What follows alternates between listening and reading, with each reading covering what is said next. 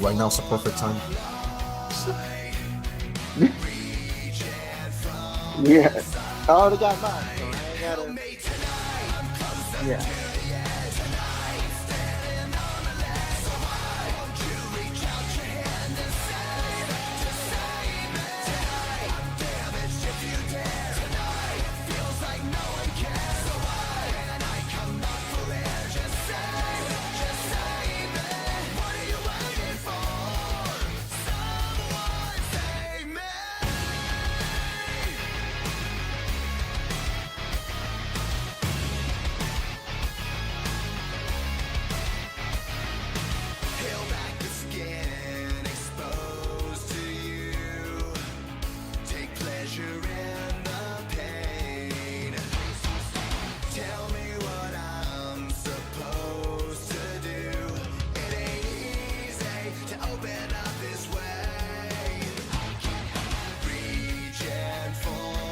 All right.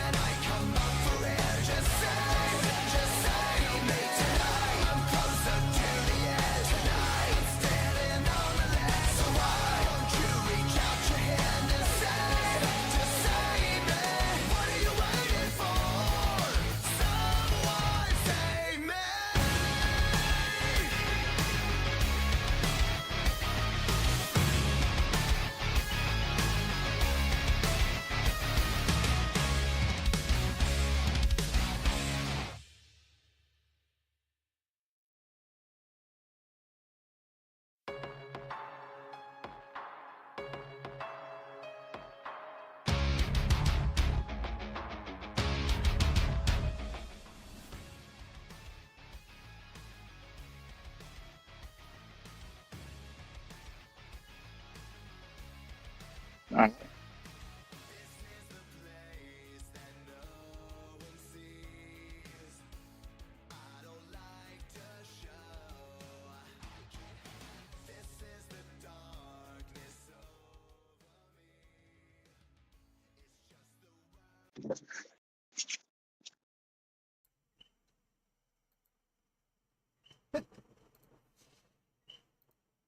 Hi, we are live, chat. We are live. What is good, guys? It is Chris, aka Chris2. We are back with another stream with you guys tonight. It is finally, the WrestleMania 41 predictions. Why do I do it a week before the show? I mean, we already got the full card. So there's no reason why we should wait a full week when literally the whole card is already lined up for the show. And you understand that Triple H it's not like Vince McMahon when he puts WrestleMania matches last minute. He already has it a week before the show, and we're already off the races. So I appreciate you guys for joining the stream. We got JJ's DVD, who was earlier in the waiting room. So welcome to stream, JJ's. Hope you're having a great day. And Tyler Stewart, welcome to the stream. Hope you're having a great night as well. Pachi, bienvenido al stream. Espero que tenga un hermoso día, un hermoso domingo. Espero que tenga un éxito en BCN y espero que todo vaya de lo más bien. Disfruta las predicciones, que hoy vamos a básicamente decir quién gana, quién pierde en WrestleMania. So yeah, continue English. I don't know, Alex. I don't know you understand what I said. So anyway, uh, so like I was saying, once again we got with us tonight in the podcast. It is that boy Alex. That boy Alex is here with us again for the God knows how much he has been in the podcast. So Alex, welcome to the stream. How are you doing tonight? I am doing good. Thank you for having me. WrestleMania 41. Literally 6 days away. It's going to be a big week, and especially for us content creators. So can't wait. It's the biggest week in wrestling content creation history for everyone in this game. So yeah, can't wait. Absolutely. The biggest week in content creating history, not just my channel, but also Alex's channel, because this WrestleMania is, even though it's not been as hype as last year, because I can say this for everybody, last year was way more hype than this year, but for some reason, it is still predictable what's going to happen this year. And I think even with that, for those who are actually going to be there in Las Vegas, and for those who are going to be streaming WrestleMania, it's still going to be a big deal. And in my case, like I said, I'm going to be at WrestleMania in Las Vegas this Saturday and also Sunday. So I'll be having my flight early Friday morning. And that's going to be rough, that's for sure. It's going to be a 12-hour flight, and I'm going to be there probably in the afternoon. So, if y'all want me to go to SmackDown, well, I'm not going to SmackDown or the Hall of Fame. I'm just going to be there for WrestleMania and probably just enjoy the view of Las Vegas. I don't know what else I'm going to do there, but I'm going to decide later on what else outside of WrestleMania I should do. But I'm only there for WrestleMania, and that's pretty much it. And it's going to be great. Are you doing Raw on Monday? I am doing Raw on Monday. Yes, I'll do Raw on Monday. And do you really think this is fully predictable? No. No, I don't think so. I don't think it's not as predictable as it sounds. Sure, there's some matches that are already predictable, but in my opinion, it is still unknown what could happen at WrestleMania. For example, in the screen, you already see John Cena, Cody Rhodes, which that's going to be the last match that we're going to discuss on the show tonight. And still unknown, still 100% unknown what's going to happen there. So we're going to give y'all the opinions on what should happen and what Alex also thinks happens. So yeah, Nathaniel is also here. He says, hi guys, and Alex, nice t-shirt. Thank you, Nathaniel. I appreciate it. It's a Roxanne Perez t-shirt. So shout out Roxanne Perez. And also, shout out Stephanie Bucker, who's on the stream tonight with you guys. Stephanie Bucker. God bless Stephanie Bucker. So she's been doing such a great job. And she's going to defend the title on Saturday at Stand and Deliver against Julia, Jordan Grace, and Jada Parker. It's going to be a banger Fatal 4 match for the NXT Women's Championship at the Stand and Deliver show. Should be a great show. And I know I can go for that show, but at the same time, I was like, I just want to go to WrestleMania. I don't want to go out there early and just like get tired already, because that shit's at like, I think it's at 9:30 a.m. on Saturday. I think it was 9:30. Yeah, 9:30 a.m. So why would I wake up so early? If I was gonna go to Stand and Deliver, I would have to wake up around, let's say 6 a.m. 6 a.m.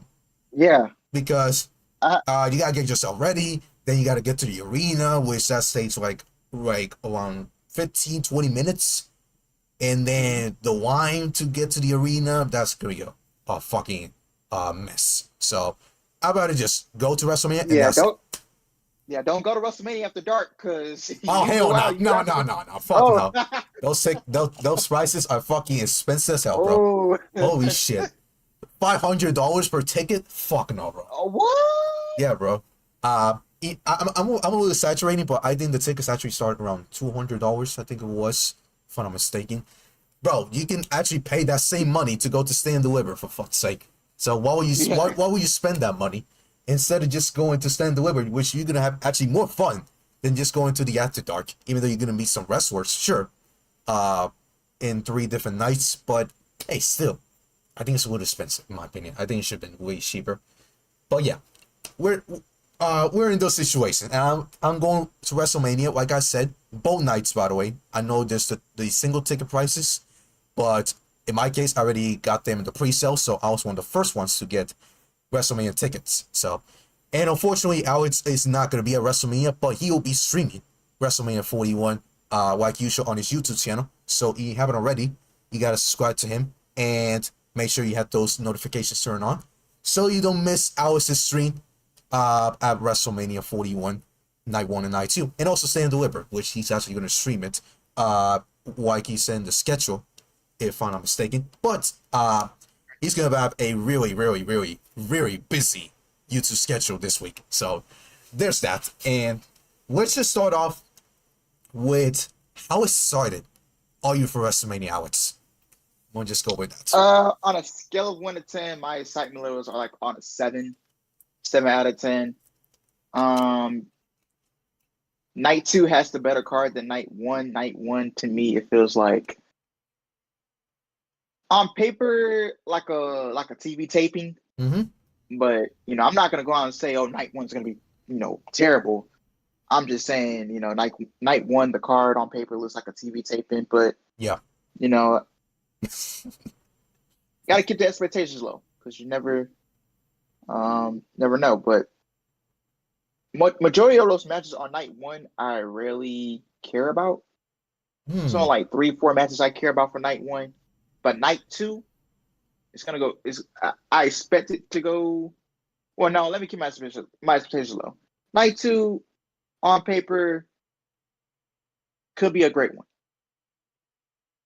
Totally. Night 2 seems more enjoyable than night 2 seems more enjoyable than night 1. So I would say on a scale of 1 out of 10, my excitement levels is on a 7. So okay. I do agree with you on this one. Night 2 on paper was great, in my opinion. I mean, if you watch the lineup for night 2, man, it was fucking great compared to night 1. Night 1, some of those matches don't even belong on the show. Swear to God, seriously. But when we show y'all, you can actually realize the difference between night 1 and night 2, because it is like a major difference. Every time it was like night 1 always had the advantage over night 2, but this time it is night 2 who has the advantage over night 1 because it was better on paper. So we just gotta see if when we get to watch the show, for myself in person and Alex on television, to see if it's actually that case. Because last year I thought night 1 on paper looked better than night 2, and yet for some reason night 1 was worse than night 2 in my opinion. Somehow I don't get it. So this time it's like in the other way. So night 2 has the better card and night 1 is not. So you just gotta see if WWE can do more than just that and get our excitements even higher than what it is on paper. So Nathaniel says, imagine The Rock was a special guest referee for Cody versus Cena. Man, that would be a fucking mess. Holy shit. Oh my goodness. Nathaniel says also, I wish Becky was a WrestleMania versus Lyra. Same, man. Same. I totally agree with you. Becky should have been a WrestleMania, and Lyra should be defending the Intercontinental Championship. And she's not. She's in a different match, which we're going to mention on the show. So yeah, with that being said, let's show the night 1 card for WrestleMania 41, which we're going to do that right about now. 3, 2, 1, boom. There it is. The night 1 card, we have 7 matches on the show. Alex, I'm going to start with you on this one. Which match are you most excited for, and which is the most least excited? The match I am more excited for is the triple threat between CM Punk, Seth Rollins, and Roman Reigns. Because now Rollins has called in a favor for Paul Heyman. Punk, had a favor for Heyman. Roman, he has ties with Heyman. Now Seth just got a favorite for Paul Heyman, so I'm gonna give you guys my thoughts on that in a little bit when we get to it. My least favorite match, uh, I would say my least match out, the least match I care about. I would say the New Day and the World Raiders. I really do not care about this, man. Because tag team wrestling is just so bad in Oh yeah, pro wrestling. for And it's sure. just hard for me to get invested into it. So, I said the New Day and World Raiders match is the least match I care for. I almost said Tiffany and Charlotte, but I was like, Hmm. nah, New Day and World Raiders got the slight edge over Tiffany and Charlotte. Saying that, actually, which was the sweeper match? The sleeper match on this show, I already know which one is it.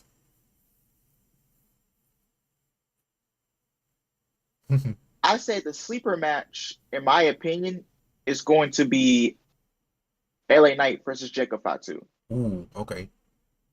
Okay. Alright. That is not the one I was gonna say, actually. So, Oh, do you have anything else before I actually say mine? Before that. nah, I'm good. Okay.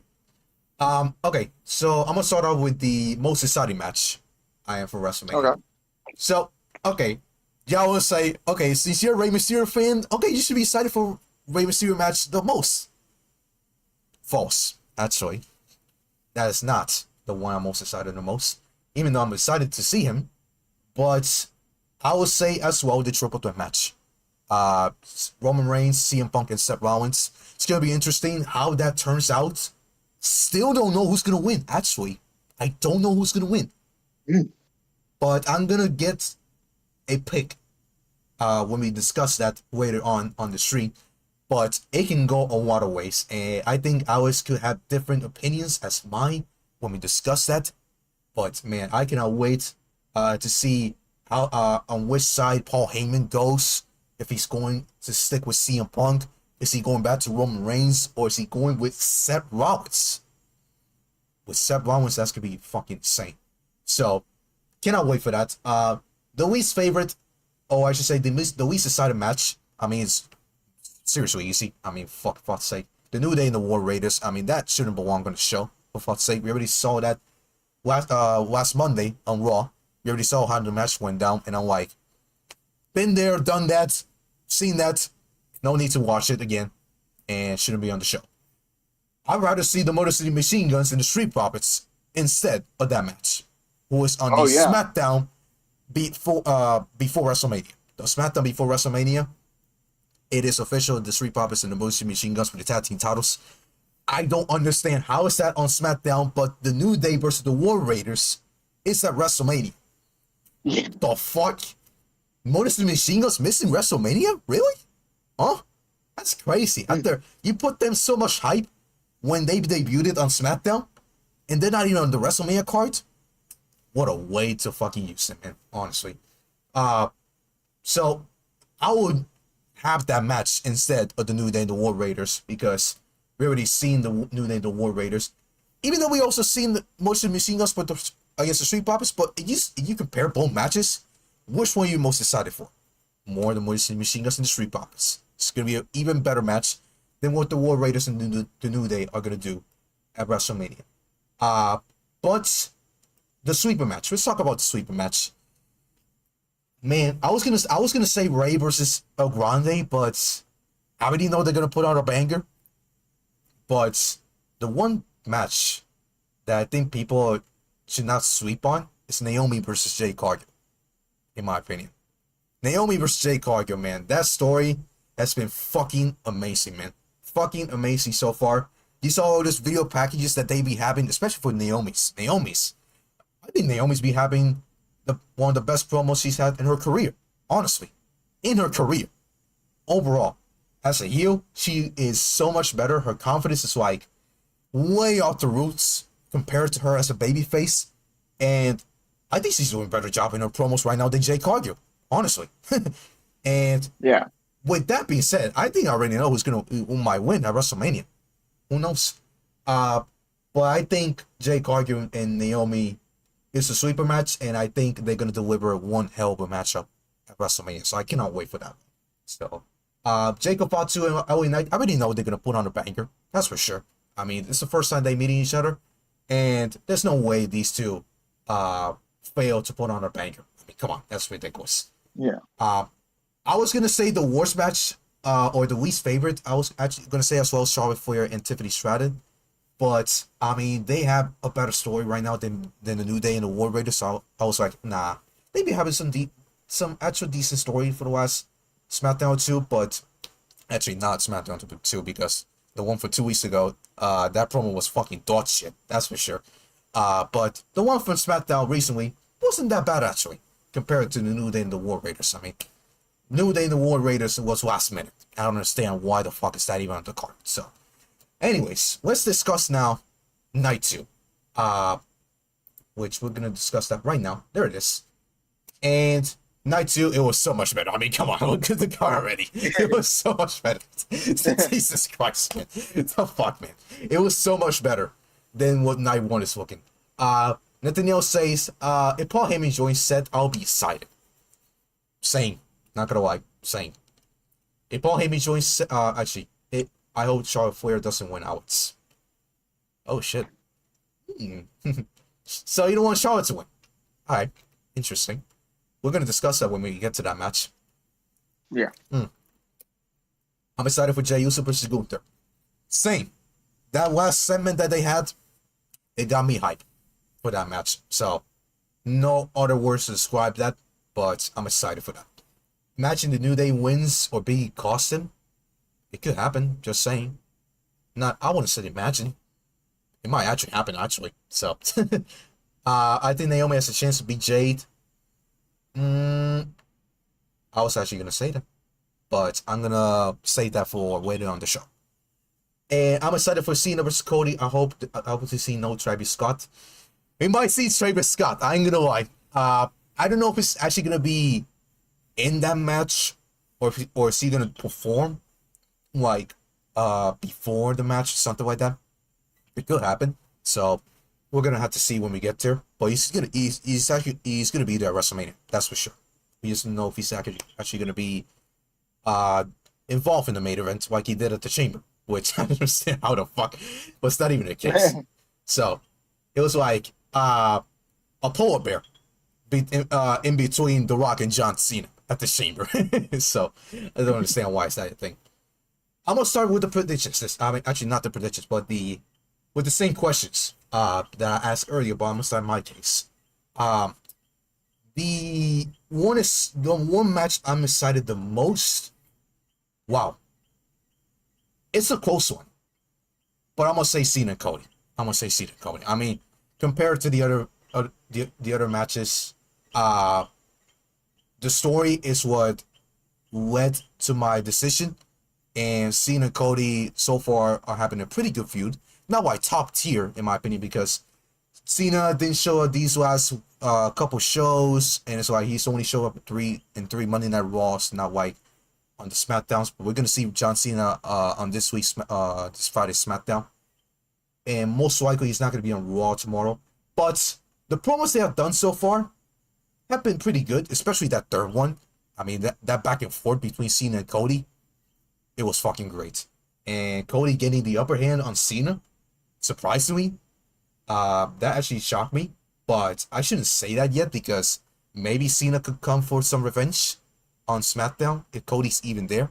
So I don't know if they're gonna do something similar to what The Rock did to Cody last year when he beat the shit out of Cody and made his ass bleed on national television. So we're gonna have to discuss that when we get there.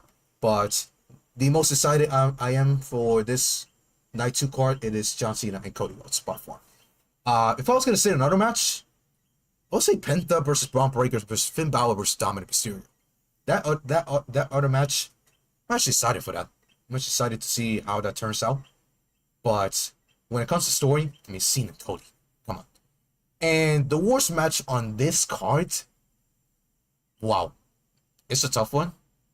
But not gonna lie, I'm gonna say AJ Styles and Logan Paul.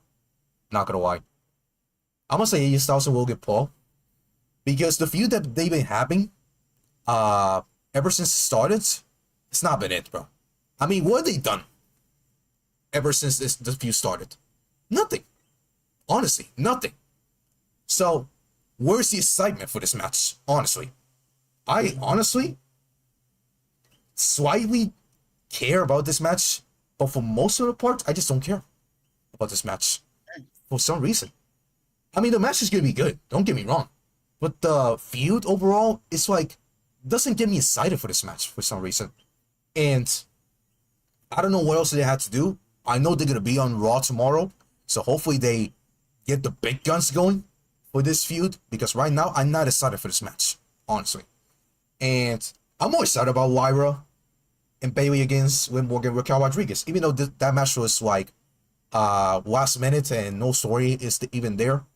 But I'm more excited about what Lyra does at WrestleMania. This is her first WrestleMania in her career, and I'm excited to see what Lyra does in front of 50,000+ people.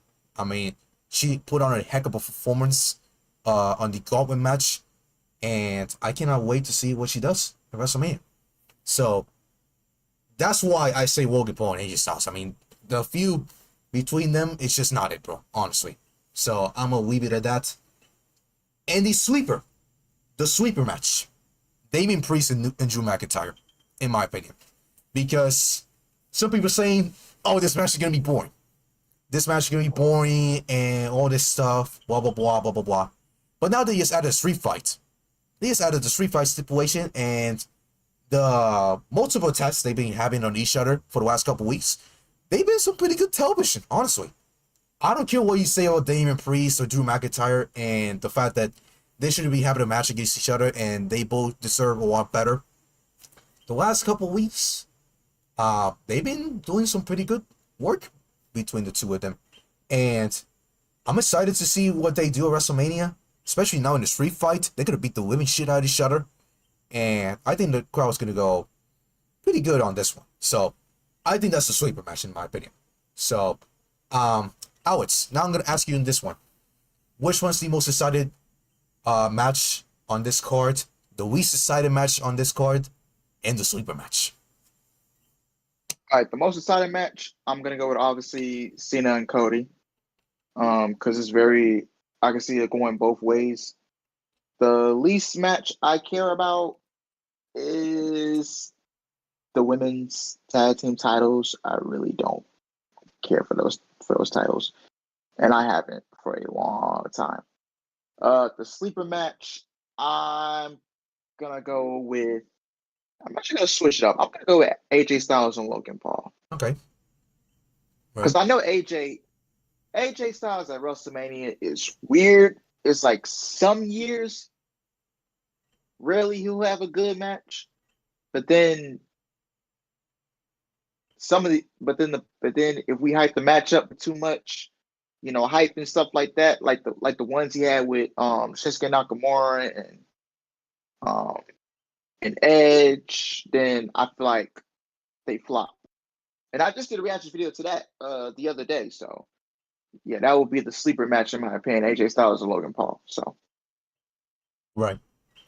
Yeah, okay. So with that being said, okay. AJ Styles and Logan Paul. The thing is, right now, I just say that's the least favorite. This card. But it could all change tomorrow if they can actually do some real good television tomorrow night on Monday Night Raw. But right now, they just haven't done anything, in my opinion. They just haven't done anything. All they've done is like have this random ass social media influencer, whatever the fuck his name is, the one that was in MSG, Madison Square Garden, and they got involved with AJ Styles, and that's pretty much the one time they actually met each other in the ring. And then they had a promo, which it wasn't that good, but Logan had a very good finisher. I will say that. Very good finisher on AJ Styles. But outside of that, I'm just not even excited. The promos have not been it, but I think they can turn it around tomorrow. I mean, there's no way they can like head to WrestleMania with this hype, because there's not even that much hype with AJ Styles and Logan Paul. So hopefully tomorrow on Raw they can turn this around. so I can change my decision and my thinking about which one's going to be the least decided. Because if they can turn that around, then I'm probably just going to say Bayley and Wyatt versus Liv and Raquel, because of the women's tag team titles. I mean, the women's tag team titles haven't meant shit, honestly, and they should be thrown to the trash. Honestly, they should be thrown to the trash. But I'm excited what Wyatt does. That's probably the only reason I'm excited about that match, compared to AJ Styles and Logan Paul. But they got tomorrow. They got tomorrow to actually turn this around. So for now, that's the least favorite match I can say right now. So Nathaniel says in the chat, I was also hoping to see Rock versus Roman this year, but I don't know if we'll ever get it, Alice and Chris. I really don't know if we're gonna get it. Some people are saying that it could happen next year's WrestleMania, but I'm like, are people gonna care about that at all? Honestly, I don't think so. I mean, I know it's gonna be The Rock's final match, sure, and the last time The Rock and Roman Reigns will meet each other in the ring. But the thing is, why will we wait a year later for this shit to happen? It's stupid, bro. It's stupid. I know Rock wants to play the long game, but if you want to play the long game, you had a full year to do that, and you wouldn't wait for a full year. It's stupid. You could have done it this year's Mania. You could have done it this year's Mania and get over it, honestly, instead of having this fucking mess that we're having right now. So yeah, Alice's Chris can buy the women's tag team titles. If you want some good WWE gold. So are you saying that we should be the women's tag team champions? I mean, buy them and just hold them? Because honestly, it wouldn't make a difference. We can just hold them, and it's like, it will mean the same thing than what the actual tag team champions are meant for Liv and Raquel. So it's gonna be fucking hilarious if we actually do that. But the women's tag team title should be thrown to the trash. Anyways, with that being said, let's discuss the matches for this year. And I'm gonna start off with something that is not even on these two cards yet. And I talked about this with Alex, so we're gonna talk about that right about now. And it's about one guy who is currently not on the card. I think y'all have an idea of who this guy is. And it's Randy Orton. Randy Orton currently doesn't have a match at WrestleMania 41. If y'all heard the story, Kevin Owens was supposed to face Randy Orton at WrestleMania, and the feud between them was actually very good. But unfortunately, Kevin Owens had to get surgery on his neck, and is unfortunately going to miss 12 to 16 months of action. 12 to 16 months of action. So you know what that means. He could 99% miss next year's WrestleMania. It's going to be pretty unfortunate.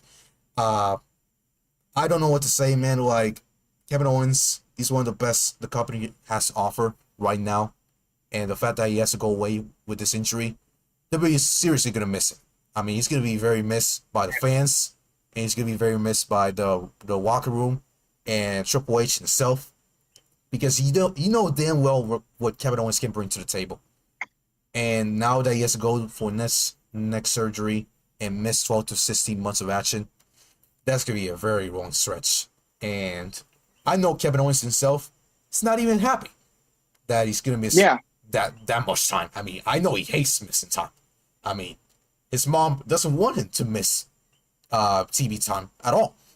And now that he's going to miss 12 to 16 months, man, that's going to be a long, long time for Kevin Owens to even come back. I don't know if this is the same injury that Big E has. Maybe a little different compared to him, but I mean, it's still a neck injury, for fuck's sake. And, you know, neck injuries can take you a long time. And look at that. Kevin Owens is about to miss 12 to 16 months of action.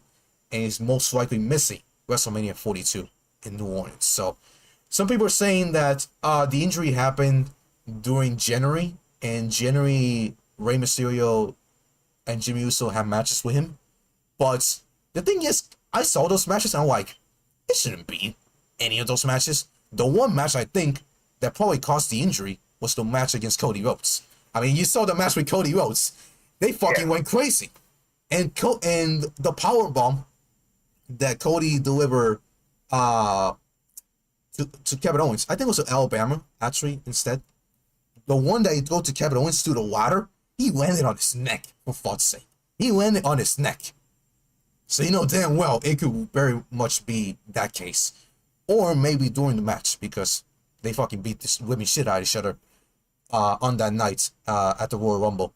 So most likely it could either happen there or maybe during the Sami Zayn and Kevin Owens match, because that also was fucking crazy.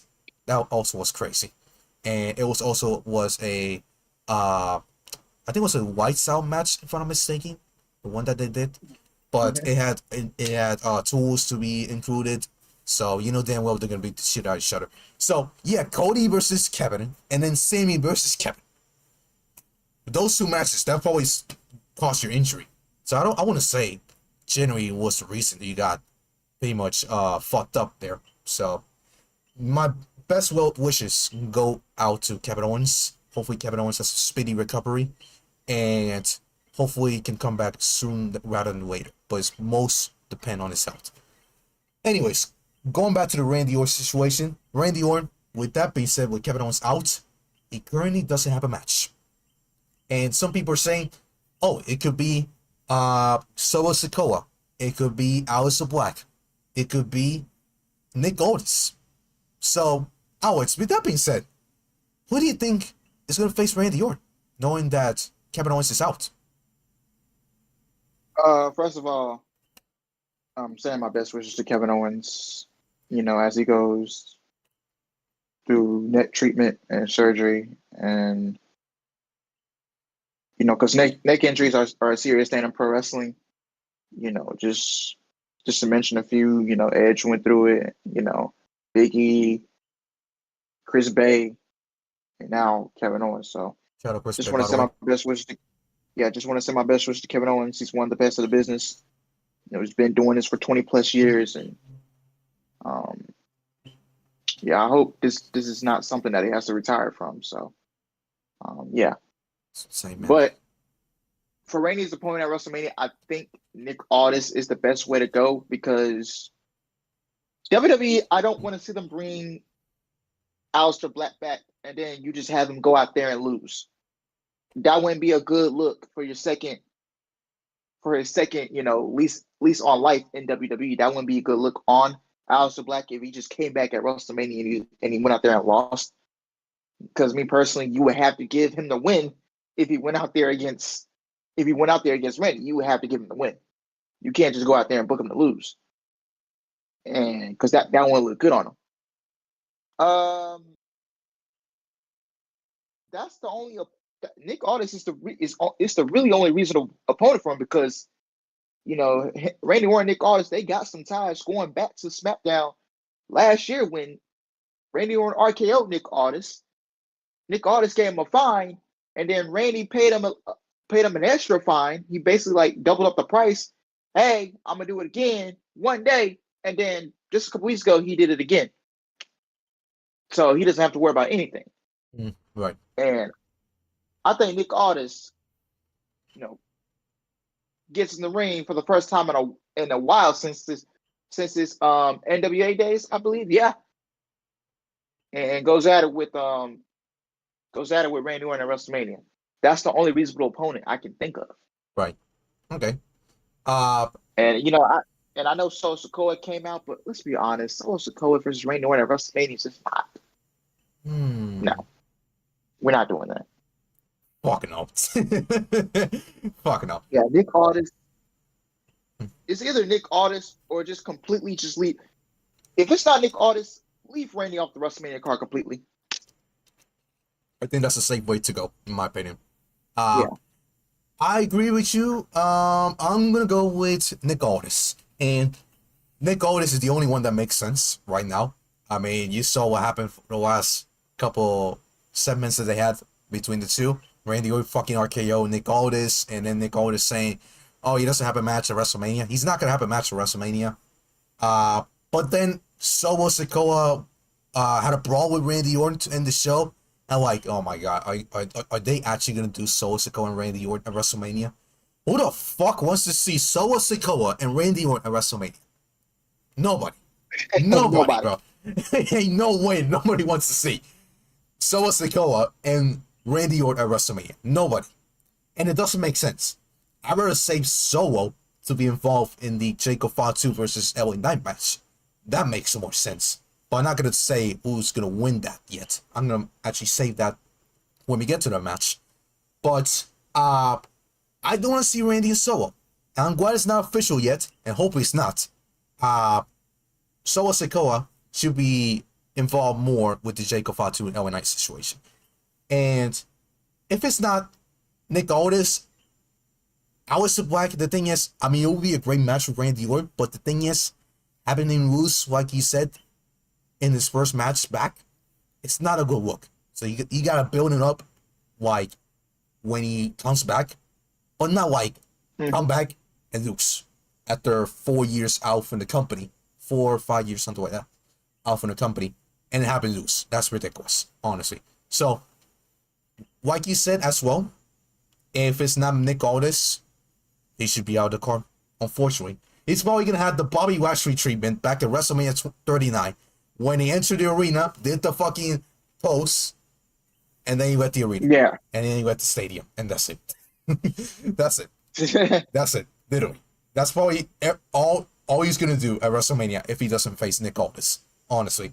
Some people are saying Randy Orton should be involved in the WWE Championship match. But the thing is, Randy Orton had a promo with Cody Rhodes, and he said, whoever comes out of WrestleMania with the WWE Championship, he's going straight for them. So it's either John Cena or Cody Rhodes who walks out of WrestleMania with the WWE Championship, and he's going straight for one of them at Backlash, most likely. Yeah, Backlash is in St. Louis. He'll be in the WWE Championship match. Mm-hmm. Sure. Yeah. Sorry, drink of water. Stay hydrated, by the way. Randy Orton competes in his hometown in Backlash. Yeah, it was Backlash in St. Louis. He's most likely going to compete there. And no better way than to happen in a major match with John Cena or Cody Rhodes. Especially John Cena. Holy shit, John Cena and Randy Orton renewing their feud. That's going to be fucking sick. That's going to be fucking sick. But I have an issue. I don't know if I should do this early. I don't know if I would do this early between Randy Orton and John Cena. Because the thing is, I think Randy Orton should be the one who should retire John Cena when he's done in December. So, I'd rather see Randy Orton as a heel and John Cena as a babyface when we get to December. So, that's what I'm saying. I don't know if John Cena should win at WrestleMania. I don't know. I'm like 50-50 right now. But I'm going to make a decision when we get there. Because by the looks of it, Cody Rhodes is not scheduled for the Raw after WrestleMania. So that brings me up to questions. What's going to happen at WrestleMania? So we're going to discuss that later. But for Randy Orton, it only makes sense if Nick Aldis is his opponent at WrestleMania. If it's not Nick Aldis, might as well just say goodbye WrestleMania and just move on for that. So yeah. Hopefully Randy Orton has a match either way, and we can get that going. So yeah. And about Randy Orton, we're gonna find out more on SmackDown when we get to Las Vegas. So yeah. Let's now start off with the card, and I have my list here to go in order, and let's start off with the first match that's going to be featured on the cards. And we're going to do polls, by the way. We're going to do polls. So, Nathaniel's also here, by the way. Brandon's also here, and Durant is also here. Welcome to the stream, guys, by the way. Nobody wants to see Randy Orton versus Solo Sikoa at WrestleMania. True. What's good, brothers? How y'all doing tonight? How's family's housewife? It's going great, by the way. It's going great. I'm assuming Alice is also doing just fine. And I think everything is going as planned with our families. By the way, my dad is currently getting checked out though. He's having some allergy and asthma, is what he said. But he should be good in the next couple of days. I believe in God and what God has for him. So it just right now that he's getting checked out. But he told me it's gonna be fine. So I'm gonna make sure I'm aware to everything that's going on. So that's why I have my WhatsApp right now on my PC. By the way, install WhatsApp on your PC. And you're a streamer, and you don't have WhatsApp on your PC, that's gonna be an issue. So I recommend y'all to install WhatsApp on your PC, so you can be aware to everything that's going on right now. So anyway, if Cena doesn't win 17, then when does he win it? Good question. Good question. We're gonna discuss that later. Because I have a second plan if John Cena does not win at WrestleMania. So let's start off with the first match on night one. We're gonna discuss first the night one matches. So the first match that we're gonna discuss is this one: Jey Uso one-on-one with Gunther. One-on-one for the God knows how many times they face each other, but this one's is gonna mean the most. So I'm gonna turn off the poll here. By the way, thank you guys for those who voted in the chat. 87% voted yes, and 12%. I'm assuming I think it was one person that voted that, or two people. I'm not sure. But let's do the poll for the Yeet Man and Gunther for WrestleMania. So that's been here, so y'all can predict who's gonna win at WrestleMania.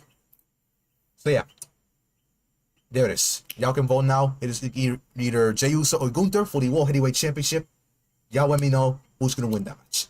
Alex, I'm gonna start with you on this one. Who do you got in this match, and why? I got the Yeet Man, Jey Uso, becoming the new World Heavyweight Champion. The fact that this man has won the World Rumble and has lost to Gunther 3-4 times, I believe, before the Royal Rumble. And WrestleMania, this has to be the crown moment for Jey Uso. Jey Uso is very over with fans. He's selling the merchandise. He's, the crowd loves him. If you go outside Twitter for 1 second and you go to these shows, you'll see how much Jey Uso is loved in every arena that he's in. And he's so over with the crowd. And he's selling the merchandise. And they're going to need to put the championship on him. And he will be the champion. And he's going to carry the company throughout the summer as the World Heavyweight Champion. So you might as well, for all you folks in IWC, you might as well stop complaining, because Jey Uso is going to be the new World Heavyweight Champion no matter what. And if they don't crown Jey Uso, then I don't know what WWE is doing. And yeah, Jey Uso is going to be the World Heavyweight Champion. He's going to hold the title throughout the summer and go overseas with it and everything. And Jay has to get his lick back for his brother Jimmy. After what he did to Jimmy Uso, Jey Uso has to come back and get his lick back for the family. He has to win the championship, the World Championships, a title that his father never held. Oh. So I'm gonna go with Jey Uso to win this match. It's kind of crazy thinking about that. Father Rikishi, that's crazy. Yeah. Holy shit, Rikishi's never won a world championship. That is insane. And he's considered one of the greats. He's considered one of the greats, and he's not a world champion in his career. That's insane. Wow. I'm going with the man, Jey Uso. I have an issue though. I'm a little terrified what happens after WrestleMania, because look what happens with Cody as champion. He's been fed to Solo Sikoa, Logan Paul, and all these people in such predictable matches during his reign. And I mean, you can see the match itself, and you already know who will win, and that is Cody Rhodes. I'm a little terrified about that with Jey Uso. So hopefully they don't do that with Jey Uso, and they have it against actual top talent and actually top competitors, And I think we're gonna see that moving forward with big Bronson Reed when he comes back. Big Bronson Reed is gonna be a big threat to Jey Uso, and I cannot wait to see him back. He's seriously missed, and I wish he was at WrestleMania. So, but back to the point. The story's there. I mean, Jey Uso, maybe from a non-believer to a believer, actually, because at first I was like, yeah, Gunther should win. After what they did the first 3 weeks or so, I was like, yeah, Gunther should win at WrestleMania. And the thing is, now these last 2 weeks or so, it's like, man, Jey Uso actually brought the heat. Especially after how he reacted to the ass whooping that Gunther gave to Jimmy Uso, made his ass bleed and sent him to the hospital for good. We don't know when Jimmy Uso's going to come back. I don't even know if he's going to be at WrestleMania. I really don't know. But if he does, it'll be a miracle that he shows up at WrestleMania. But that promo that Jey Uso had against Gunther back on Monday was fucking fantastic. And yeah, I give Jey Uso credit. Not only he made me into a believer to root for Jey Uso WrestleMania, but he made this story even better. And he literally saved this feud, actually. He fucking saved this feud with that promo that he just had on Monday. And the reaction that he has had with Jimmy Uso. So I'm very happy that Jey Uso actually brought the heat for this story and got me excited for this WrestleMania match. So it's going to be a banger. I ain't going to lie. I think it's going to be the best match yet, in my opinion. I think these two will bring the best out of each other. But the best thing about this is going to be the story, man. How the story plays out in this match. Because I know Gunther's going to be, for some couple minutes, going to be being the living shit out of Jey Uso, but it's going to be like something similar to what happened last year with Sami and Gunther himself. You know, WrestleMania, it was mostly Gunther beating the shit out of Sami. And then Sami fought back and actually won the match, won the Intercontinental Championship. And most likely it's going to happen a little similar to that with Jey Uso. But in some different ways with now Jimmy Uso being involved in this story. So I'm excited for this match. I'm going with Jey Uso. Jey Uso is going to be the new World Heavyweight Champion. But I'm interested to see how he holds on with the world title. Because I don't want the same issue that happened with Cody as champion happened with Jey Uso. Which he was champion for a couple months and then brought the interest down for the fans until we got him against the Bloodline with Roman Reigns back. That was when Cody as champion got the heat back, and then with Kevin Owens. It was mostly Kevin Owens, not just. Now I don't want to say with Solo because the match against Solo was shit. So, but compared to the Steel Cage match with Solo, it's actually pretty good. So, hopefully they don't do the same thing with Jey Uso. Hopefully Jey Uso actually has some actual good opponents, so he feels like sometimes like an underdog. You know what I'm saying?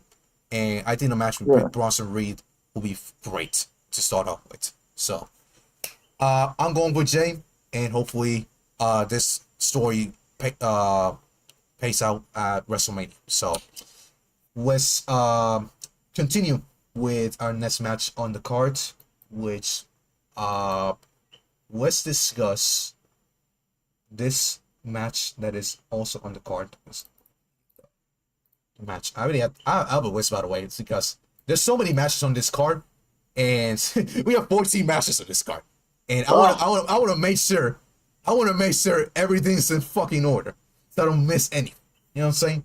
But yeah, let's start off, unfortunately, with the bathroom break match of the show. The New Day challenging the War Raiders for the World Tag Team Championships. Still don't understand all this match on the card, bro. Jesus fucking Christ, man. Let me do a quick poll, even though it's gonna be fucking quick. Let me have it here. War Raiders. There we go. World Tag Team titles on the line. I'm gonna start on this one. The thing is, like I said earlier, I don't give a shit about this match. We already seen it. Been there, done that. No need to see that. Yeah. Goodbye. But yet, this match is on the card instead of the Motor City Machine Guns and the Street Profits, who are wrestling on SmackDown, by the way, this upcoming Friday. And now focus on the story. I mean, what story does this have? Fucking nothing, for fuck's sake. The story is pretty much about the New Day themselves, because the New Day, man, the New Day had a really hot start to their heel run, especially when they turned on Big E. Remember that promo with Mhm. Big E back at, I think it was in November, I think it was in December. No, I think it was in December. Yeah. But man, that promo with Big E, man, that was fucking very good television. And then they had a feud with the LWO, and man, ever since that, man, it's just not the same. And then they feuded uh with the War Raiders for a couple weeks, and now it's still going. It's like, man, they went from this hot to shit, honestly. Like, now Yeah. I even know how the fuck Triple H even fumbled that, honestly. They went from this hot to this, to not even, to seriously, to careless. Careless. But maybe it could actually increase a little bit if they win at WrestleMania and they win those tag team titles. Because I'm going with the New Day winning the tag team titles at WrestleMania. It makes sense for the story. It makes a lot of heat get increased when Big E comes back, because I know Big E's gonna come back at some point. I just don't know if it's this year. Hopefully it's this year. Maybe before SummerSlam. Maybe. But it'll make sense in the New Day wins, because it'll bring more heat to the potential future story with Big E. And the War Raiders, I mean, I just don't care of them as tag team champions. I'll be honest with you. And facing a team like the New Day, I really don't see the War Raiders winning a WrestleMania. Should be a decent match, but will the people care? That's the question. And it's definitely no, in my opinion. So hopefully the New Day win. We can get this shit out of the way so we can build some new stories with the New Day, because this feud, it's just not it. It's just not it. It's fucking shit. And it was last minute as well. Like, they just had the fucking title match on Monday, and it's like they didn't finish that, so they're gonna continue that WrestleMania. It's fucking lazy as hell, Yeah. honestly. So I don't have that much to say about this match, but the New Day wins at WrestleMania. Alex, what is your prediction for WrestleMania between the New Day and the War Raiders? I'm gonna go with new tag champs. I'm gonna go with the New Day to win the tag team titles here at WrestleMania, because like you said, the New Day was hot and then they just went cold. So they really need to get them the tag team titles if there's any hope left for us to care about this New Day hill run. You done? That's it? Just like Yep. that. Wow. Just like that. 15 seconds, boom, that's it. Well, seriously, Chad, there's not that much to say about this match, because this was a last minute match that was done for WrestleMania. And they should have just had this for Yeah. Monday. We should have just crowned the New Day on Monday and win the tag titles, but no. They just extended that for WrestleMania. It's fucking stupid. I think the old day wins. The old day. I mean, it's the old day. I mean, Kofi's, what is he, 43 something like that? Jesus Christ. And Sabre Woods, late 30s. How old is Sabre Woods? What the fuck? Let me see. Sabre Woods. Sabre Woods is 38. Wow, I didn't realize he was 38. I thought he was like mid 30s, something like that, or early 30s. No, seriously, I thought he was younger than that. But yeah, Yeah. he's 38 years old. Oh, Jesus Christ. Yeah, But you'd be surprised at how old Smith will be. I'm more surprised over that, especially Yeah. Kofi. Kofi, I mean, Kofi doesn't even work 43, 43, 42, whatever the fuck he is. But he was more 35, 30, around that. He was pretty good for the age, in my opinion. And he still wrestles pretty good. So, Durante says WrestleMania SmackDown. Yeah, they got that match for WrestleMania SmackDown. Can't believe they still call it WrestleMania SmackDown and WrestleMania Raw. It's fucking stupid to me. Just name it SmackDown or Raw. There's no reason for that. There's only Yeah. one WrestleMania, and that is the actual WrestleMania. It's fucking stupid, bro. So yeah, let's just move on with this match. The New Day, or everyone voted for the New Day. There's no reason to vote for the War Raiders. I mean, sorry ass War Raiders, bro. Honestly. Anyway, let's move on with our next match. Let me have my list here. I don't want to like missed out on anything. So let me get this match. Boom! The sweeper match for me for night one. It is Naomi going one-on-one with Jade Cargill. This could be a very good match. I cannot wait for this match. And I cannot wait how this turns out because the story is fucking great so far. Especially those video packages that they be having. So, let me do the poll real quick before we get to Alice's predictions. So, let me get it real quick. And boom, there it is. Naomi or Jade Cargill. Let me know who you have in the chat. So you can vote right now. Anyway, Alex, I want to start with you on this one.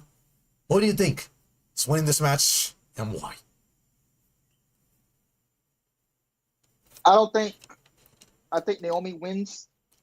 I think she should win this first match because I don't think they're going to be done after WrestleMania. There's still going to be more layers added to the story between Naomi and Jade Cargill. And don't forget, Bianca is still a part of this as well. So I think Naomi should win the first match. You know, give her a little bit of that rub. You know, I'm liking her promos lately. She's actually doing better in the promos than Jade is. And I'm loving this Naomi heel run. Naomi's doing great things so far, and I hope they award her with the win on Saturday. And fun fact, this is the first women's WrestleMania match one-on-one without a championship involved in it. So, props Yeah. Let's go. Yeah. Yes. Yeah. So, definitely looking forward to this. And I think Naomi is going to take the dub. And I think they'll do the second match at Backlash. Maybe I can see it. I don't know because those other non-big pay-per-views, they only put like 5-6 matches on the card. So they'll do one match. They do the match at WrestleMania. Naomi wins that one, and Jade's gonna win the second one sometime in May. If they don't do it at Backlash, probably on some big episode of SmackDown if they want to load that show up. So yeah, I'm gonna go with Naomi for the win. All right. I'm gonna go with Naomi as well. The thing is, if Naomi loses at WrestleMania, this will hurt Naomi 1000%. I mean, Jade's already made already. I mean, she doesn't need to win, in my opinion. She can like get her revenge, like you said, and get the win back. But right now, this is about Naomi. I mean, Naomi just turned heel. Like, just turned heel. She hasn't been a heel for 2 months at least, and you're gonna have her lose already? Nah, bro. Nah, that's gonna be ridiculous if they actually had that, honestly. So I'm going Naomi, and plus Jade Cargill's been having the upper hand. So when's gonna be the one time Naomi actually gets the upper hand on Jade Cargill? I think Naomi had it one time. I think it was, but most of the time it's been Jade Cargill, honestly. Most of the time it's been Jade Cargill getting the upper hand on Naomi. And especially that ass whooping that she received at the Chamber. I mean, you saw that ass whooping. Holy fuck. Naomi was fucking destroyed. She didn't even compete at the Chamber, for fuck's sake.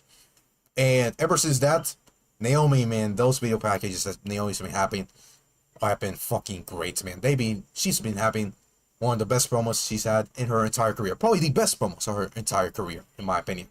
Her confidence as a heel are so much better than what she is as a babyface. And that's honestly something that I'm happy about with Naomi. And hopefully it pays off with WrestleMania with these video packages and everything that she's been doing so far for a very short period amount of time. And hopefully Naomi wins at WrestleMania. Not only I predict Naomi is going to win, but hopefully she does win, actually. So Naomi wins at WrestleMania, but Jade Cargill can still get her win back at some point. So I don't think it's not over between the two. I mean, they've only been feuding for a month and a half, something like that. So shouldn't be over at WrestleMania, in my opinion. And I think it's going to be great. This is the sweeper match for me. And like I said, it's going to be fucking great. Cannot wait, man. I'm excited for this match. So yeah, everyone voted for Naomi. Wow, nobody voted for Jade Cargill. Oh, wow. Oh, Jesus Christ. Okay. Y'all going for Naomi. Interesting. Durante says Naomi needs to be Jade because I think Naomi needs this more. Bats. Nathaniel says I think Naomi wins because I'm a fan of her heel turn. Yes, sir. Yeah, for sure. Brandon says Naomi just turned heel. She needs to win. She needs this win in the first match. Yeah. Durante, I think if Naomi loses, her momentum will be shit. Exactly. That's the thing. Naomi cannot lose at WrestleMania. If she loses at WrestleMania, might as well just cancel the heel turn. Honestly, just cancel the heel turn. You cannot let this slide. You cannot let this slide on Naomi. She cannot lose at WrestleMania. She just can't. She can't. If she does, it's over for her. So honestly, I wouldn't care about Naomi afterwards. So you gotta make me from a non-believer to a believer, like I said. So far, I'm a believer of Naomi. So, anything else says I'm proud of a no championship being involved in of this feud. Yeah, man, I'm just happy this feud is without a title and it's actually being taking place at WrestleMania. I mean, it's crazy the fact that a non-championship women's match is featured at WrestleMania. That is fucking crazy. You don't see that often, honestly. You don't see that often, and I'm very happy that these two ladies are having the opportunity to show out in a non-championship match at WrestleMania. I'm excited for it. So yeah, Naomi wins. Hopefully that's the case, and we can move on for this. So yeah, let's go with our next match. Let me have my list here, and it's this match. LA Knight, yeah, taking on Jacob Fatu for the United States Championship. So let me end this poll right here, and let me do the new one. LA Knight, yeah, taking on Jacob Fatu. Also excited for this match, but not as excited as Naomi versus Jade, in my opinion. But it's not like I'm like far ahead with the assignments. I think they're like pretty close in my opinion. But I'm more excited a little bit about Jade versus Naomi. But it should still be a great match either way. So yeah, I'm gonna start on this one. Excuse me, I was gonna say Cargill. Jacob Fatu, taking on LA Knight for the United States Championship. Man, I saw a video today.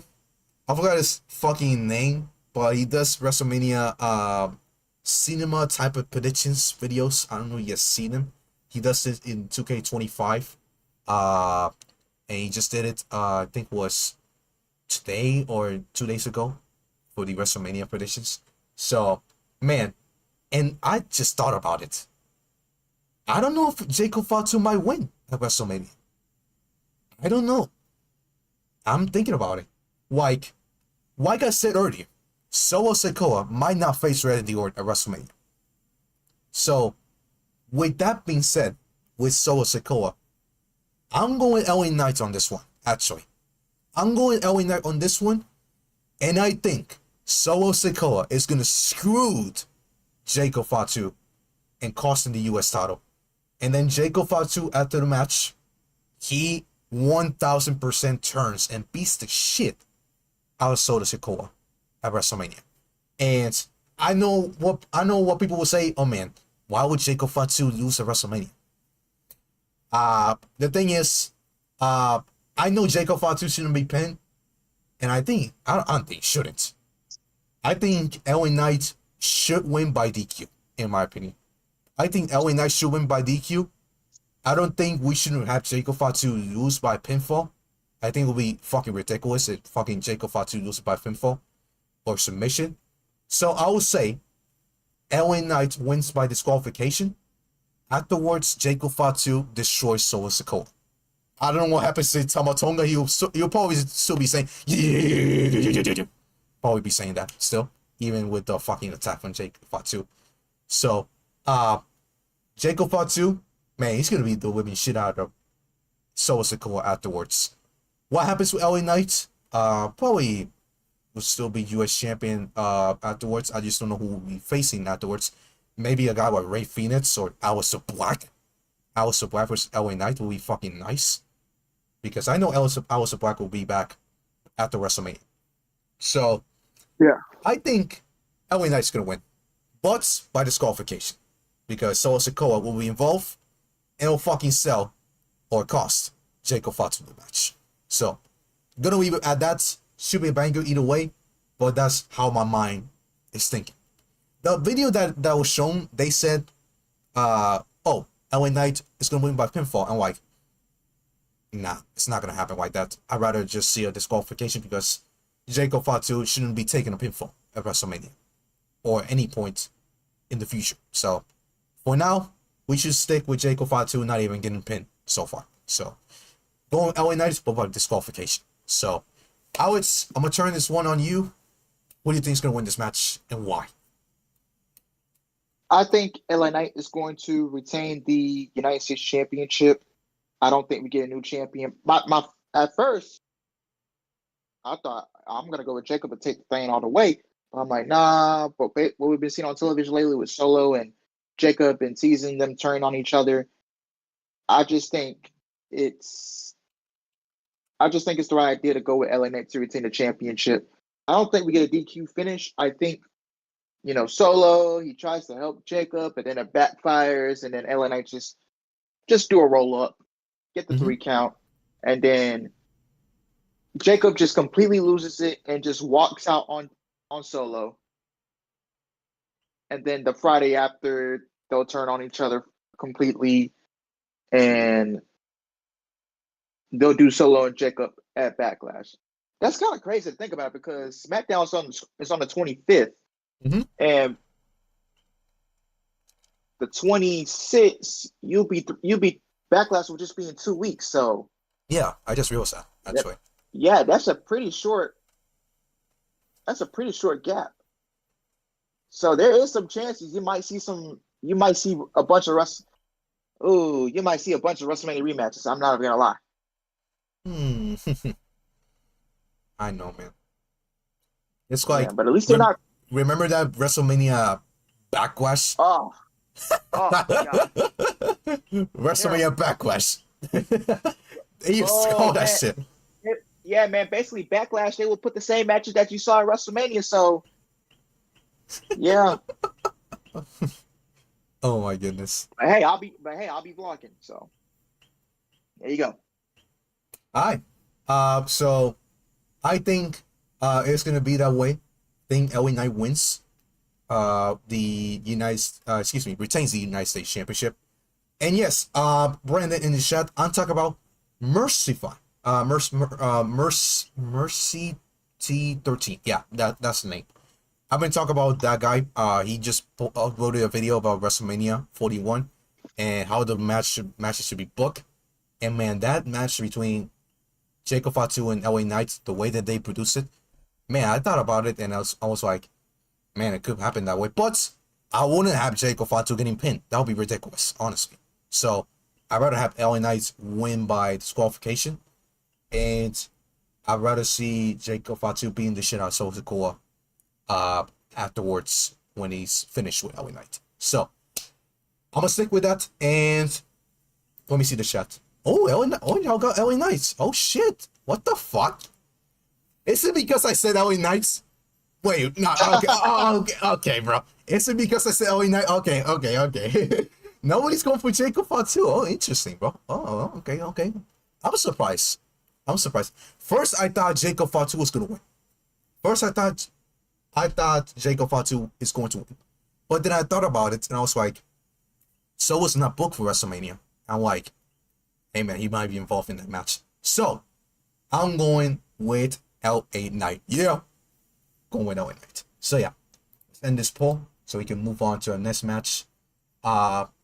We're gonna discuss now this one, which still kind of shook this on the card somehow. Wait. Oh shit! I didn't even add it to the fucking matches here.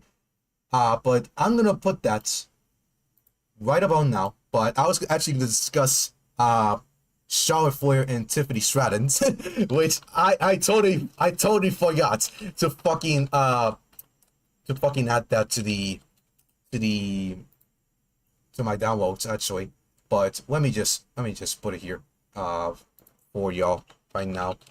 But that match, man, speaking about that match, I think it deserves, well, not deserve, but I think it needs more more hype than usual because right now, I don't know, man. I don't know that match should be that exciting because right now it's just not. Right now the match is just not that exciting in my opinion. So yeah, I'm gonna just leave that for last. For the last one of night one, and we're gonna discuss instead this one. This is the one that I said earlier. Booyaka, Booyaka, Rey Mysterio taking on El Grande Americano. El Grande Americano is having a match at WrestleMania. Yes, I said that. I was going to say it again. El Grande Americano has a match at WrestleMania over Shaq Gable. Jesus fucking Christ. Holy shit. But, I know fans are saying, why is this match on the card? I mean, and it's El Grande Americano. Dude, it's literally El Grande. El Grande Americano. Dude, he's a legend. He's an icon to this fucking industry. Holy shit. And he's taking on the greatest luchador of all time, Rey Mysterio? Both line up in the same match? Jesus Christ, man. God damn, bro. I cannot wait for this match. And I'm probably a little exaggerating, but this should be fucking insane. This should be fucking insane. I know the story is now like insanely exciting right now.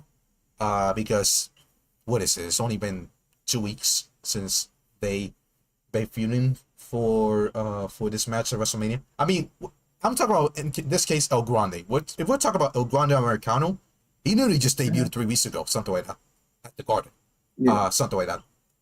So it's only been 3 weeks since this feud that's been going on. But we'll talk about Shaq Gable and Rey Mysterio. This has been going on since fucking November. Something like that. Since fucking November. So, sure, there's some story because Shaq Gable, the fact of the matter is Shaq Gable wants to finally beat luchadors. Luchadors is what he wants to accomplish.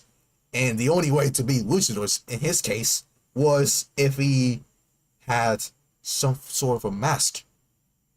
And look at that right now. He has a fucking mask with El Grande Americano. But the thing is it actually him doing this fucking character with El Grande Americano? That's the question. But a lot of people are saying it is Shaq Gable. And, I mean, you can look at his physique. There's no other person that can be but Shaq Gable. I mean, for fuck's sake. But I think, man, this is a little unpredictable. I'm gonna lie. But the thing is, if this was a mask versus mask match, I would say Rey Mysterio. But since this is a normal match with no stipulation, I'm going El Grande Americano. Because the thing is, yeah, Rey win. Rey will probably unmask El Grande, and it's like you wasted these 3 weeks for nothing, basically. So I feel like they should continue the story a little bit more. Rey can still get his win back at Backlash if he wants to, and then unmask in there.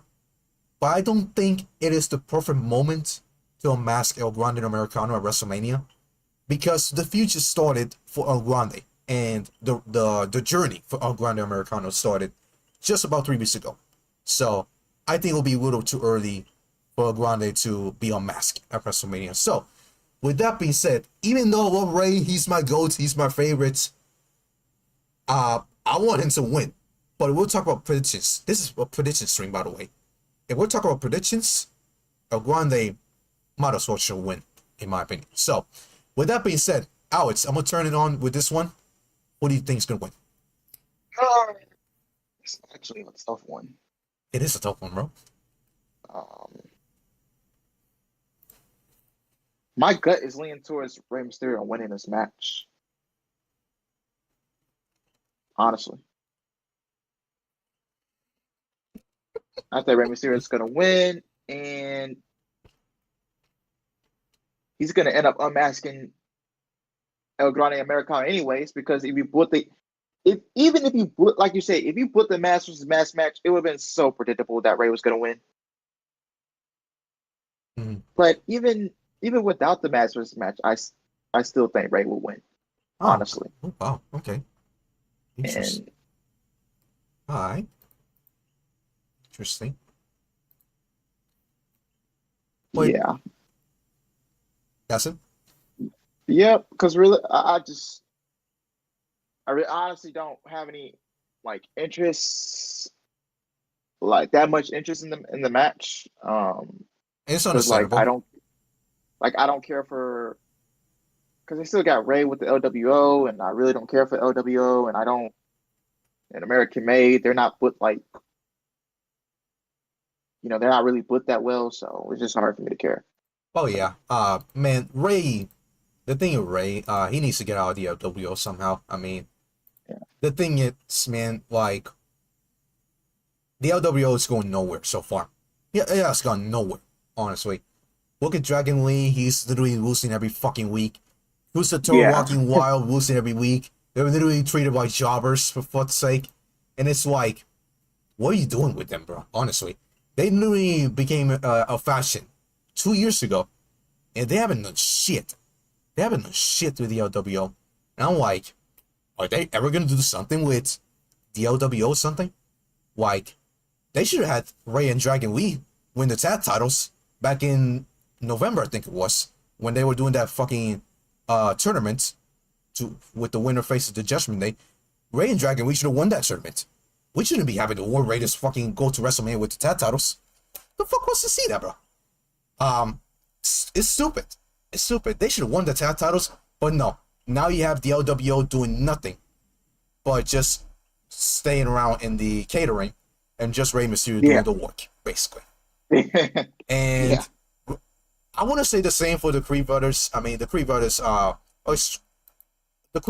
think they're gonna have their moment. It's just not right now. But if we'll talk about LWO, they've been doing this for 2 years now. American made not even 6 months. So I'm more worried about the LWO than the American made right now because they haven't done shit with them. I'd rather just put Cruiser Tour and Walking Wild to NXT. I'll be honest with you. I'll put them on yeah, NXT. Because right now, on the main roster, they ain't doing shit. They ain't doing shit. They're just losing every week. And they're great wrestlers. For fuck's sake. They're fucking great wrestlers. And they losing every week while being great wrestlers. It's just stupid. So yeah. I'll just happen on Yeah, NXT. everybody needs to be off on their own. Like Rakim and Cruz, they need to stay the tag team. Mysterio needs to be on his own. Who else is in the LWO? Dragon Lee, he needs to be on his own. This whole LWO shtick is dead. Nobody cares about the LWO on television. And realistically, when Santos Escobar, when he went back to, go reform Legado del Fantasma, that's when the fans just started just losing interest. And even when Selena Vega left. Right. Because, Zelina, I know what you're going to say. she was, and Selena, man, she's a very good act on TV. And Had y'all heard about her theme song, bro? yeah, Her theme song is garbage, bro. Oh, God. God, help me. Jesus Yeah, Christ. this whole LWO shtick just needs to die. God damn, man. Selena Vega's theme song is fucking awful, man. It's literally Uh, the SmackDown theme song, bro. The SmackDown theme song that they oh, have right now is literally the same one, bro. they just made a remix. A remix, man. I was like, I was gonna say that. well, they took a sample of it. Oh my God. God damn, man. It's fucking crazy, man. Selena doesn't have a match at WrestleMania, by the way. The thing is, and she doesn't even have a championship match on SmackDown, the WrestleMania SmackDown. What a thing. For now, The though. thing For is, now. the thing is, she could beat Chelsea, but we'll say that for another topic because she's not on the WrestleMania card, nor is Chelsea. So Yeah. Man. But like I said, Ray needs to go on his own. I think it's about time that he needs to go yeah, on his own. His career's nearly coming to an end. I don't know when his career's coming to an end, but he literally just said in a podcast that he wasn't gonna wrestle past 50, but he's still wrestling 50. And I think Ray said after 50 plans to wrestle for another 2 years. So basically, this is first year, and then we got another one. So I'm assuming by WrestleMania 42, he's pretty much done with his career. But I heard Survivor Series is in San Diego. You know what that means? Yeah. And John Cena is WWE champion. Oh, By Survivor Series, give me Rey Mysterio and John Cena for the WWE Championship in San Diego as Survivor Series. Holy shit, that would be a fucking banger. Can you that could imagine, bro? actually work It because could work. they got some story because remember, I believe Rey Mysterio, it was one episode of Monday Night Raw in 2011. I believe Rey Mysterio, what happened? He defeated, was the Miz the It was a champion miss. at the It was a time? miss. The miss. Yeah, he defeated the Miz to become the WWE Championship, and then like on the same show, John Cena took it off of Rey Mysterio, Yeah, and fuck they him, put it bro, on for John that. Cena. I will never forgive him for unto this day, bro. Now that was Yeah, the so saddest day of my life as a Rey Mysterio fan, bro. Yeah, Seriously. so this could be a great callback if they do run that as Survivor Series. That would be sick, bro. That would be fucking sick. Sure, I think Cena might win. I mean, the thing is, I want to see Ray beating Cena, but it would be nice seeing Ray hold one last time with the gold, but I don't think it's not going to happen, in my opinion. But they're in San Diego, so you know anything can happen in San Diego, you know what I'm saying? In Yeah. Ray's hometown. But yeah, I want to see Ray versus Cena Survivor Series. That would be fucking sick. But first, before that, I need Ray out of the LWO. Holy shit. Please Yeah. get him out of the LWO, for fuck's sake. I know you created, or I should say you remade the LWO, but please get the fuck out of LWO. You're not doing anything with the LWO. Or I should say, WWE themselves not doing shit with the LWO. Dragon Lee, I think it's better for Dragon Lee to work without the LWO. I think it will be so much better for him. So hopefully Dragon Lee and Ray are in different brands heading into this new draft that they got coming up. So let's say Ray's on SmackDown and Dragon Lee's on Raw, or the other way around. Ray's on Raw or Dragon Lee's on SmackDown. The thing is, you cannot have Ray and Dragon Lee on the same brands. You just can't. Can't. Because if they're in the same brand, you know they're going to continue with the LWO bullshit. So, just saying. And they're going to have Dragon Lee being dragged out with Rey Mysterio and Ray being the leader, and Dragon Lee ain't doing nothing. So, hopefully,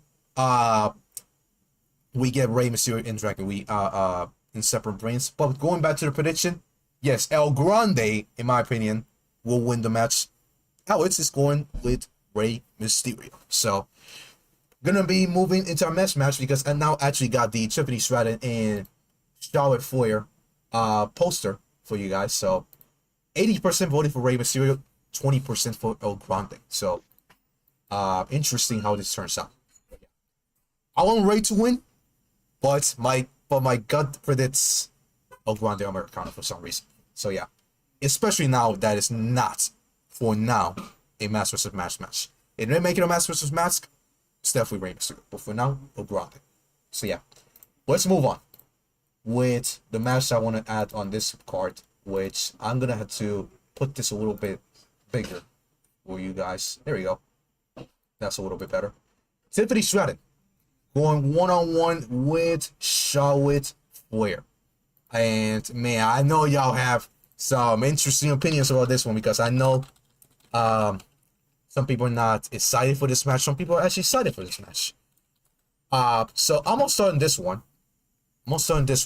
And let me get the predictions done for y'all. Tiffany Stratton. Boom. Boom. Circle. Charlotte Flair, Tiffany Stratton. This is for the women's championship. Yeah, the Android, Durante. The Android, bro. Fucking Android, Charlotte Flair. I'm gonna start on this one. The feud has not been that good, honestly, in my opinion. For the first 2 months or so. Because the match was actually announced 2 months after the Rumble. 2 weeks after the Rumble. So basically, late February, something like that. They got that going. And man, ever since, man, it has been not good, man. The promos have been not good at all. The only times they've been good was the last week, actually. The last week when Charlotte Flair attacked Tiffany Stratton in the parking lot, and then once again during the Tiffany Stratton match, actually I should say after the Tiffany Stratton match with Ross and Perez. That was the only times that it actually got a little bit good, actually, with Charlotte Flair beating the shit out of Tiffany. But man, y'all remember that promo from 2 weeks ago? Holy shit, that was fucking awful, man. My God, they went fucking off script, man. They went off script, talking about the divorces and Wolfie Kaiser. My God, what the fuck are they doing? Are they just going off script for themselves, or they're putting themselves over instead of putting each other over and trying to get this feud going? And they're not doing that. They're not doing that, honestly. So they still got another SmackDown to get me hyped for this match. But right now, I'm not that hyped for this match at WrestleMania. This is like my second least favorite match going into the show at WrestleMania. But if I had to predict, going Tiffany Stratton and Charlotte Flair should not win a WrestleMania. For fuck's sake, man. Charlotte Flair should not win a WrestleMania. For the love of God, let's not have the Android win a WrestleMania. I mean, Charlotte Flair beats Tiffany. I also just say GG's for Tiffany. I mean, I don't even know what to say, bro. Like, Charlotte Flair won the Rumble for the second time. The only women's wrestler to win 2 Rumbles. And man, if they have Charlotte Flair win again at WrestleMania, oh my God, what are we doing, bro? Honestly, what are we doing? Like, Tiffany Stratton needs this more than Charlotte Flair. Honestly, Charlotte Flair's already a made goat, a made wrestler. That's one of the best women's wrestlers in the world right now. So I'd rather see Tiffany Stratton finally get that moment and actually get it at WrestleMania. So not that much to say, honestly, about the prediction, but Tiffany Stratton wins and retains the Women's Championship. So yeah, Alex, I'm going to turn this to you. Who do you think is going to win this match and why? I think Tiffany Stratton needs a must-win. Like, she must retain at WrestleMania because if Charlotte Flair wins that championship, because that women's division is completely dead and buried. Because that women's division is hanging on by a string. And this whole build for this match at WrestleMania has not been good at all. The only thing I like from it is when they went off script and they were shooting at each other and going into business for themselves. That's the only time I really liked it. I didn't like it. But no, WWE has completely made Tiffany look like a complete geek in this feud. Hell, they even shot I'm not even joking. Everybody saw it. They shot a parking lot footage from the parking lot for SmackDown last Friday with Tiffany getting beat up by Charlotte Flair, and Tiffany was literally saying, "Oh my God, get her away from me. Get her away from me." And then she goes and asks the tells the Street Profits, "Why didn't you help me? Why didn't you help me?" I'm like, what does the Street Profits have to do with it? What the fuck does Street Profits got to do with that shit, bro? Like, what does the Street Profits have to do with that? That's not their business. This is your fight, girl. Like, you is the champion. Get up and fight back. Stand on business.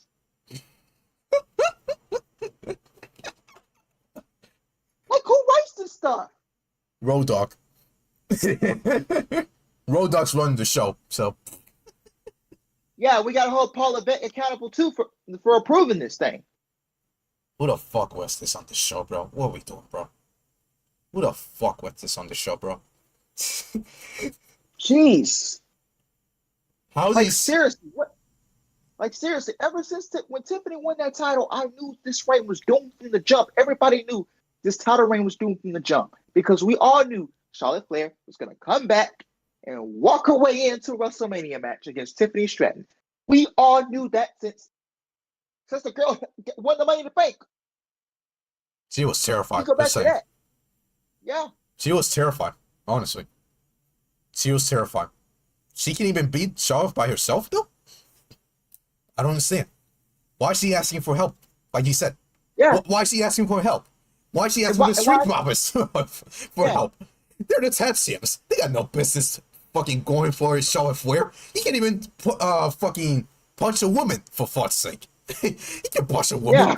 The fuck are you doing, bro? Like imagine you booking your champion to look so soft and weak. That's embarrassing. My goodness. That is Like, bro, embarrassing. bro, you are the champion. Get up and fight back. If Charlotte was now if I was in Tiffany's, if I was in Tiffany's position and Charlotte was throwing hands and attacking me, I would do my best to defend myself and fight back. I got the perfect video for this. Seriously. I got the perfect video for this. Like, seriously, that's just crazy. Like, how they put this woman her whole title reign. Hear this, Seth, by the way. It's like they didn't care they didn't care for Tiffany Stratton as a champion. They just gave, hey, let's get this out of Tiffany. We're gonna wait for Charlotte and have Charlotte beat Tiffany. Because that's what's gonna happen. How much you want to bet? Tiffany retains at WrestleMania. They'll do the rematch at Backlash, and that's where Charlotte gets the title back. How much y'all want to bet? Literally, bro. You know SummerSlam is coming up. Charlotte does not think about nobody but herself. Exactly. She is a selfish ego maniac, and she politics to make sure everything goes her way. What she said in the interview was a fucking complete lie about that, honestly. She said, oh, I want to help the women's division. I want to help this. I want to help that. He the same, bro. That's crazy. Who has she elevated in the women's division? I will say one, though.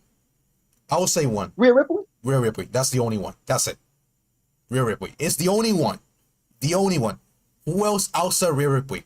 Nobody not named Rhea Ripley. Because, sure, she put Rhea over at WrestleMania. And what Rhea is, I mean, one of the most talked about women's wrestlers right now on not just right now on television, but in history, honestly. Rhea was a made woman when she beat Charlotte Flair. So you gotta give Charlotte Flair credit. But outside of that, has she put anybody over? No. No. Exactly. No. I got the perfect video about this. This is for Tiffany Stratton, by the way. Since you're acting like a fucking pussy right now, honestly. So, let me put this right now. So, no, let me put this right now. Jesus Christ. Alright. Hear this real quick.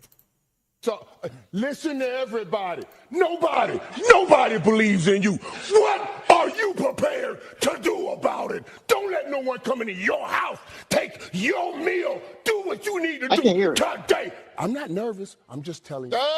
You can hear it in the stream, by the way. You can hear it in the stream, but I don't think you can hear. Actually, I think you probably have the volume turned off in the screen share that I posted. Check. Check. But I did post it. I did post it. I'm gonna do it again, like right now. So, listen to everybody. Nobody believes in you. What are you prepared to do about it? Don't let no one come into your house, take your meal, do what you need to do today. I'm not nervous. I'm just telling you. Do it today, not tomorrow. Do it today, bro. For fuck's sake. Do the job today, bro. Do the job today. Don't act like a fucking piece of shit right now. Please, bro. Honestly. So, yeah. Enough about that. Okay. Go with Tiffany Stratton, though, please, for the walk we got. But right now, might as well just get Charlotte for the win, and you're going to have Tiffany Stratton act like a fucking pussy heading into WrestleMania. But, gonna stay with Tiffany Stratton, hopefully. So, anyways, let's move on to the main event of night one. Let's move on to the main event of night one. So, the main event of night one is boom. The main event of night one, it is CM Punk, Roman Reigns, and Seth freaking Rollins at WrestleMania. This could be good, man. Honestly, I cannot wait for this. This is my one of my favorites matches heading into WrestleMania I'm excited for. Probably the one match I'm excited most.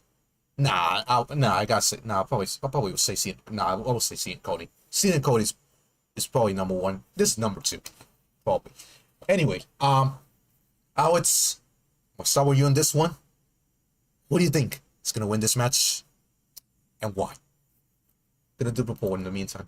By the way, I think Seth Rollins is gonna win, and Roman Reigns is gonna take the pin, and Paul Heyman is gonna end up turning on Roman and Punk, and align himself with Seth Rollins. Because we still need to know what was Rollins' favorite. Because now Paul Heyman owes Punk, he owes Roman. Now he's owing Rollins something. So curious to see where this stuff goes between these three men. And you get him and align himself with Seth Rollins. I don't know what and I don't know what this next 2 months will be like for these three because it's very unpredictable. Like I don't know what's gonna happen. So it could be a chance we see Seth Rollins versus Roman Reigns at Backlash, or you can see Rollins and Punk.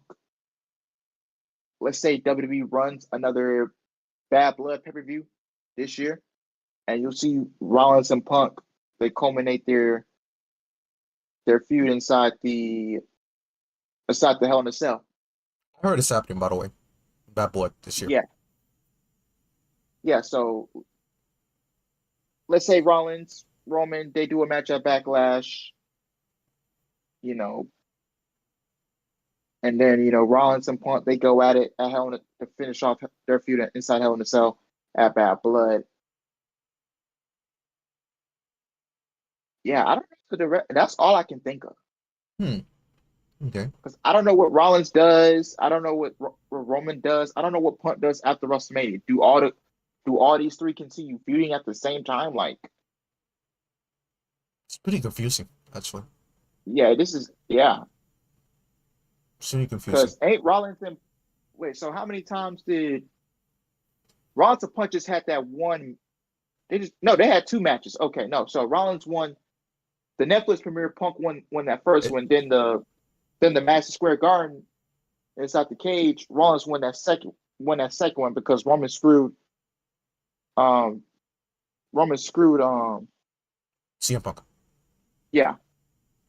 So that third match, I think they're gonna drag it out and hold it off as long as they can. I think Rollins and Punk, I think they're going inside Hell in a Cell.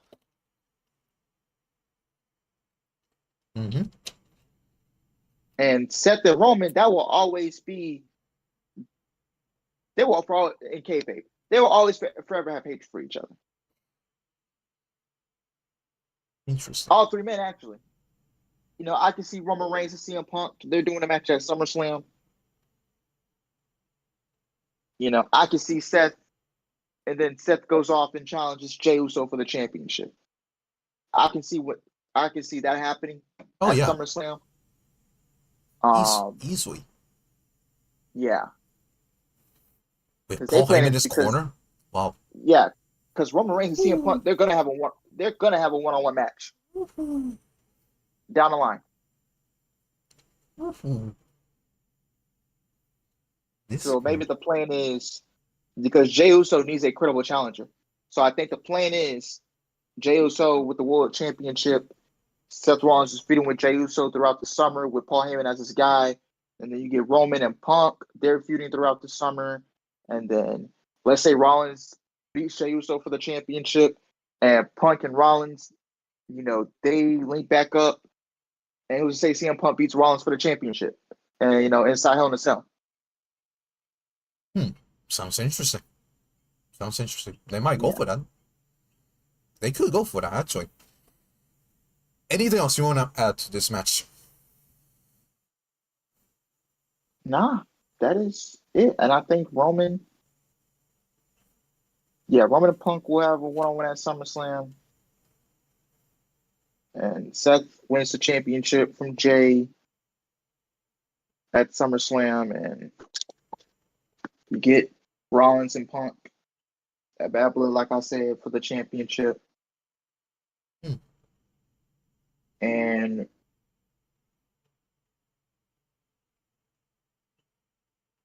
they're gonna. I feel like they're gonna revisit Roman and Cody for to finish off the trilogy. Because I don't know how long. Well, Cody might not even be the champion by then. It's all gonna depend. Yeah. It's all gonna So there's depend. so many ways that WWE can go with this. It's gonna be very interesting to see how this plays out after WrestleMania. But I think Seth Rollins is gonna win here. Paul Heyman's gonna align with Seth Rollins, and we'll see where we go from there. They have the tools. He has to know. Yeah. They has to know what could possibly go for heading to WrestleMania 42 next year. So yeah, I'm going with Seth Rollins winning this match. Going with Seth Rollins winning this match. I think with how the story has been played out, Seth Rollins is the only one that is not aligned with Paul Heyman yet. I mean, you saw Roman Reigns along with Paul Heyman, CM Punk aligned with Paul Heyman, and he's going to be in his corner WrestleMania. The only one who hasn't been with Paul Heyman yet is Seth Rollins. Man, that would be such great television with Seth Rollins and Paul Heyman aligned. That would be fucking crazy. I cannot wait, man. I cannot wait because I know it's going to happen. Seth Rollins will align Paul Heyman into the summer, and it will start at WrestleMania. That would be fucking sick. Now, you got Britt Bronson Reed who could challenge Jey Uso, and then you got Seth Rollins. Yeah. Which those are two big challenges for Jey Uso, and that's what you need in your Jey Uso champion. You need challenges like Seth Rollins, Britt Bronson Reed in the summer to fuel it for the World Heavyweight Championship. You gotta have something that is actually on your level, and I think Bronson Reed and Seth Rollins especially are two perfect opponents for you in the summer. And I actually see that match happen in SummerSlam. Jey Uso and Seth Rollins at SummerSlam with Paul Heyman in this corner. That would be crazy. And will you have Seth Rollins winning there? That's a question that we can discuss a different day. But for now, the thing is, what happens with CM Punk and Roman Reigns? I think CM Punk and Roman Reigns will continue feuding with each other all the way into SummerSlam, and it ends there between them. But I don't know what happens afterwards between Roman Reigns and CM Punk. Most likely, CM Punk will feud back with Seth Rollins to finally have that third match between the two, because it's gonna be a while until we see CM Punk and Seth Rollins 1-on-1 between the two. But most likely, since September is Bad Blood, then they're gonna have that match at Bad Blood. And man, CM Punk and Seth Rollins, they could fight there and have it for the world title. That'll be great. Honestly, that'll be great. Great television. That'll be such a banger for match for Bad Blood. I mean, you just did it last year with Drew McIntyre. Imagine this year now with Seth Rollins, with the heat that is happening right now. But man, the question is now for Roman Reigns. Where does Roman Reigns go after SummerSlam? Because I know it's going to feud with CM Punk after he's done with WrestleMania, but after SummerSlam, because I think CM Punk facing Roman Reigns at SummerSlam, what happens to Roman Reigns? I don't know. I really don't know. That's actually the one time I actually don't know what's next from Roman Reigns. He has no direction. Yeah. He has no direction after SummerSlam. That's the most I can deal with Roman Reigns. It's fucking crazy. This is the first time, by the way, that she see Roman Reigns not fully winning a match, like in years, since the first time that they became the tribal chief. Since the first time they became the tribal chief, I was like, in every match, Roman Reigns gonna win. Roman Reigns gonna win. Roman Reigns gonna win. Roman Reigns gonna win. But this time, I'm like 100% saying, yeah, Roman Reigns is not winning at WrestleMania. Yeah. And sure, CM Punk could win. He could win. But the thing is, I don't know if it still makes sense either way. Because he still got Seth Rollins on the other hand. And Seth Rollins is still not aligned with Paul Heyman yet. And it'll be funny if Paul Heyman turns not only a Roman Reigns, but CM Punk as well. but CM Punk as well. That would be such a cool moment at WrestleMania, and I think Seth Rollins is leaving night one, the main event of night one of WrestleMania, with the victory and the W. So yeah, should be a great match. Cannot wait for this, and I think it's gonna be great to see what comes next into the summer. So leaving it at that, Seth Rollins wins, and hopefully we get some more history heading into the future. So yeah, let's move on to night 2 of WrestleMania, which we're going to discuss this match to start off the night 2 predictions. And it's this one. Io Sky defending the Women's World Championship in a triple threat match against Rhea Ripley and Bianca Belair. So I'm going to start off with the predictions on this one. But before that, let me do the prediction for you guys in the chat. And Bianca Belair.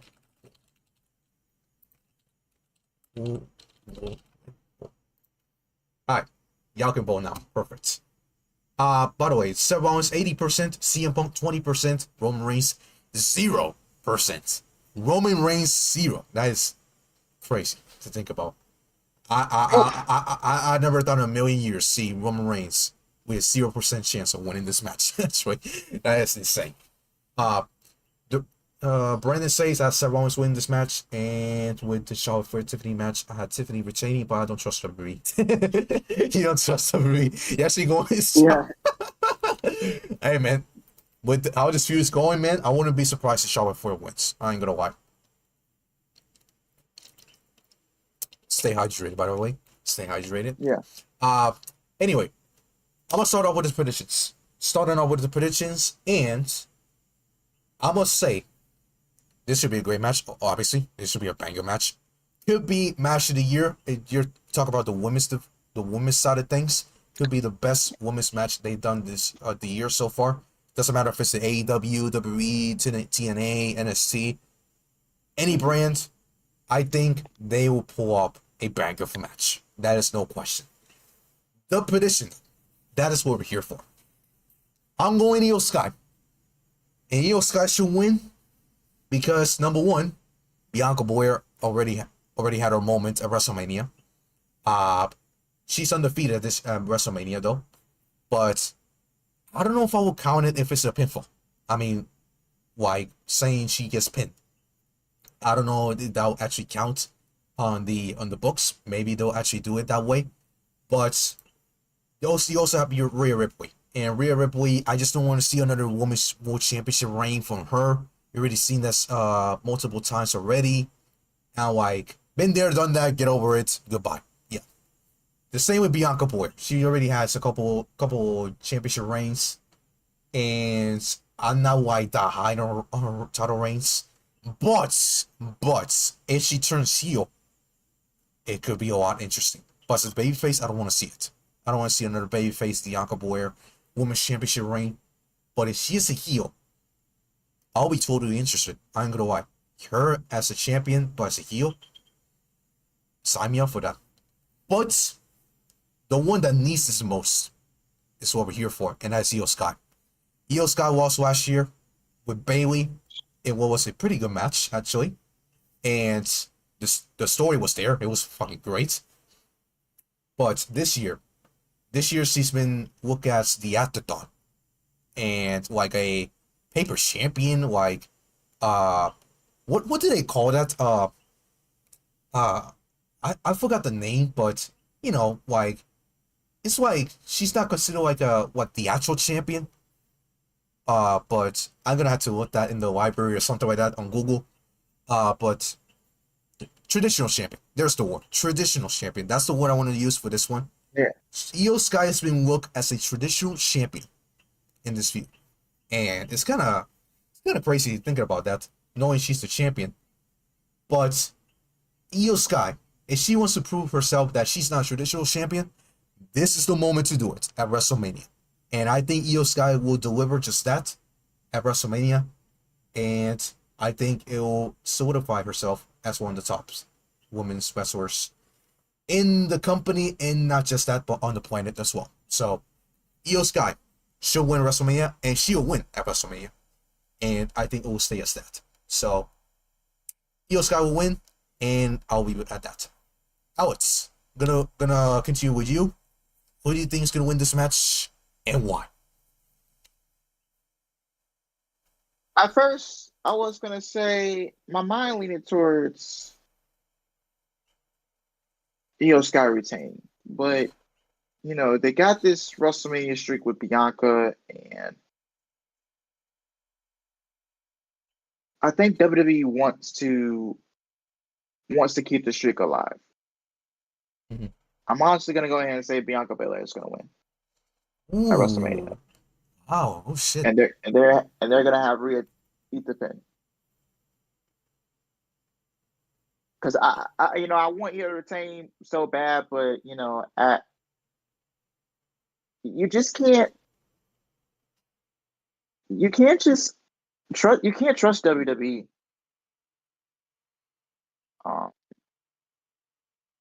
You just can't.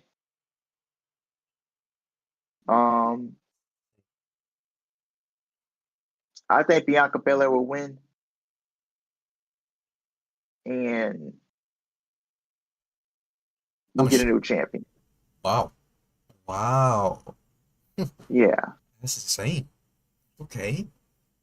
I think they want to keep the WrestleMania streak alive for Bianca, and kind of like the female Undertaker. And they don't want to. No. Oh, Jesus. Now, I'm not saying she's gonna go 19. I'm not saying she's gonna go 20 and 0. I'm not saying that. No, sure. But I think they want this loss. I think they want this loss to really, like, when she loses at WrestleMania, I think they want the whole crowd to be like, "Holy shit! Yo, Bianca actually, she actually lost at WrestleMania." What is the streak right now? 4-0, something like that. At WrestleMania, 4-0. Her first WrestleMania 2021 was her first WrestleMania, where she beat Sasha Banks when Sasha was actually good. Yeah. Then 2022 she won. 2023 she won. 2024 she won in that Swiss Woman Tag match. Yeah, she is 4-0. Yeah, 4-0 at WrestleMania. Yeah, I think they're gonna have her go to 5-0. Not gonna be surprised. I ain't gonna lie. And yeah, only if it's a heel Bianca, in my opinion. If it's a heel Bianca, sign me up for that. But if not, fuck that, bro. Honestly, fuck that. Then have Io Sky win, and I'm going Io Sky win at WrestleMania. Honestly, man, this is the same case for Rhea Ripley. So Rhea Ripley now is also in the same position as Roman Reigns. Like, it's like you've been dominating all this time. And now WrestleMania is like 0% chance of winning, honestly, because I don't see Rhea winning at all at WrestleMania. If Rhea wins at WrestleMania, what are we doing, honestly? What are we fucking doing? There's no way Rhea should win at WrestleMania. No way. Impossible. After everything that she's done and the 2 title reigns and all that stuff, I don't want to see it again. Seriously. But still sticking with Io Sky. Io Sky should win WrestleMania. And I'm gonna leave it at that. But should be a banger. Should be a banger, and I cannot wait for this match. Cannot wait. Should be great. It's either Rhea or Bianca. What the fuck? You said Rhea? No, don't say Rhea. No. Oh, hell no, bro. I'm sticking to it. I hope he said I'm sticking with it. I hope Naomi gets the big fuck you to Bianca. Oh my god, no. Let's not have Rhea win, no. Durante says, I think it's over for Io.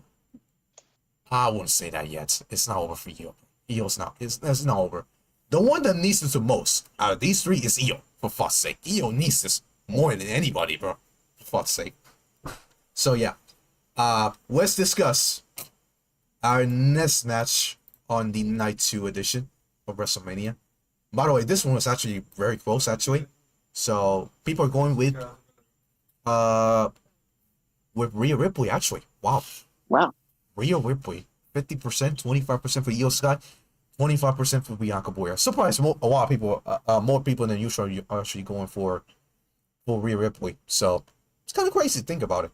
So yeah, but it's y'all like it, so cannot blame y'all. Still, I mean, people got their opinions, and and that's your opinion. So be it. So, anyways, moving on to our next match. Let me see the list here.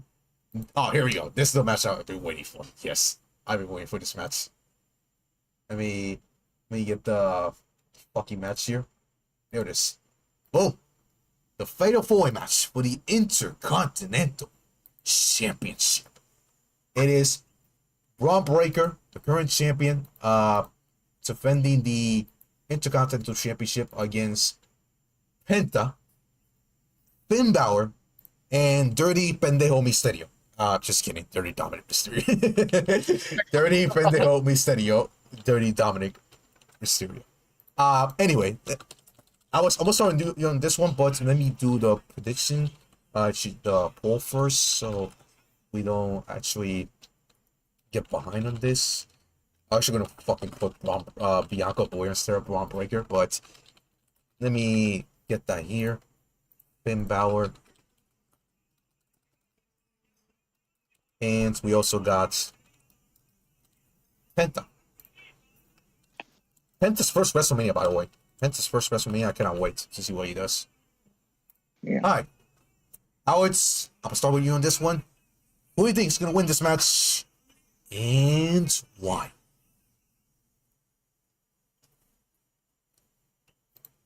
Honestly, oh man,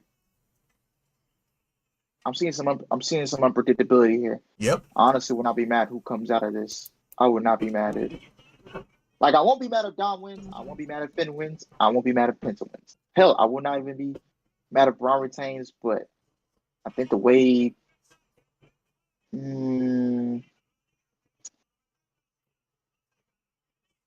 I think Bron Breakker retains. I'm gonna lean towards Bron retain the championship.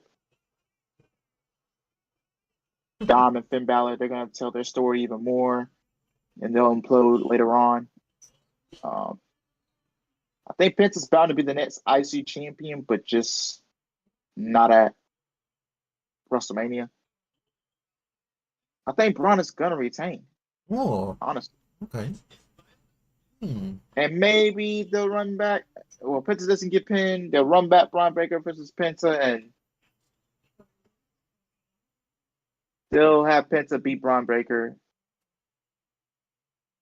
I want to say at Backlash or on some Monday Night Raw episode. So, yeah, I see Bron Breakker retain. Okay. All right. Bron Breakker for you. All right. I'm going with Dirty Dominic Mysterio winning this match. Going with Dirty Dominic Mysterio. Why? Because I want to see the Judgment Day implode already. I want to see the Judgment Day implode already. And what better way to have that than to Dominic pinning Finn Bálor at WrestleMania. Dominic pinning Finn Bálor at WrestleMania. The crowd will go crazy. I guarantee you that one. Guarantee you that one is Dominic pins Finn Bálor at WrestleMania. Yep. If Dominic pins Finn Bálor, crowd will go crazy. It's like, man, he went over Finn Bálor. Like, they be teaming all this time. It's like Dominic goes after Finn. And like, Dirty Dom might actually win this. And Bron Breakker, I don't think he doesn't need the IC title anymore, in my opinion. The thing is, I think he should go after the world title, in my opinion. Yeah. I think he should go after the world title. Man, imagine this. You got Bronson Reed, you got Bron Breakker, and you got Seth Rollins.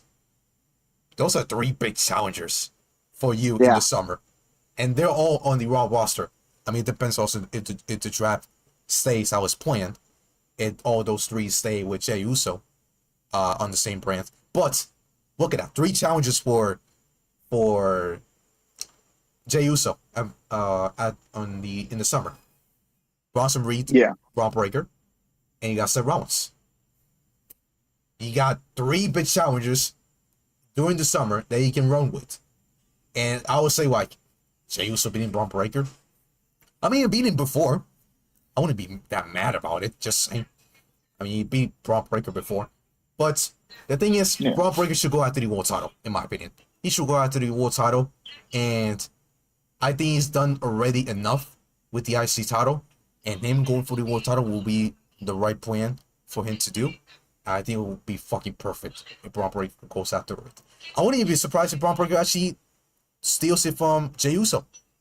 Not gonna lie. What if that match is the one for SummerSlam? Not gonna be mad about it. But I think they're going with Seth Rollins instead. So I don't know. That is gonna be decided by WWE what they want to do with Jey Uso SummerSlam, if it's Seth Rollins or Braun Breaker at SummerSlam for the world title, because I think Jey Uso is gonna hold that title heading to SummerSlam. So yeah. Penta, the thing with Penta, this is first WrestleMania, and getting crowned this early, I don't think it's not the right move in my opinion. I think he should wait a little bit more to get him going, and then when the right moment comes, he can win that IC title from Dominic, actually. So yeah. I think Penta will win that from Dominic at a later date, just not WrestleMania, because I think it's Dominic's time, for fuck's sake. Dominic Mysterio should win the IC title at WrestleMania. And the thing is, Dominic, he hasn't won a singles title. That's another thing. He hasn't won a singles title yet. It's been 5 years since he's been in the company. He's only won the NXT North American Championship, but I'm not counting that. That's on NXT. I'll talk about main roster. Main roster-wise, he has not won a singles title. And I think it will be perfect at WrestleMania to crown Dominic Mysterio, the underdog in this match, to win the IC title. That will be a fantastic moment. Plus, man, I can't imagine how Ray will feel. If Dominic wins his first single championship. Dominic with the IC title, Ray with nothing. Oh my god, that'll be kind of embarrassing. I'm gonna lie. So I'm going Dominic Mysterio winning this match, and this should be a banker for Fatal 4-Way match. The story's there, and him imploding with Finn Bálor in the Judgment Day, that'll be fucking sick, because the Judgment Day feels as dead as ever, honestly. Judgment Day needs to be done, finished, and I think we should move on from that. I think after Rhea Ripley and Damian Priest left, Judgment Day has gone nowhere, honestly. So yeah, Dominic Mysterio wins this match, and you're going with Braun Breaker, which I want to have an issue with it, but I just feel like Braun Breaker doesn't need the IC title. That's just my opinion, and he's not getting pinned, most likely. So either he wins, or he doesn't get pinned, if that's your case. So yeah, let's see the predictions. Braun Breaker 50%, Dirty Down 25%, Finn Bálor 0%, Penta 25%. Yeah, as I kind of expected, people were going Braun Breaker. I mean, Braun Breaker. Did you see these four? Yeah, Braun Breaker, definitely the one with the biggest advantage, for fuck's sake. But in a Fatal 4-Way match, you only have a 25% chance of winning. So, that's the thing. That's the thing about Fatal 4-Way match. You can easily lose the Intercontinental Championship, because Dirty Dominic Mysterio is in the fucking match, man, and he can steal that title from you without even beating you, bro. So I'm going Dominic. This one. So gonna end this here. All right, let's go for our next match.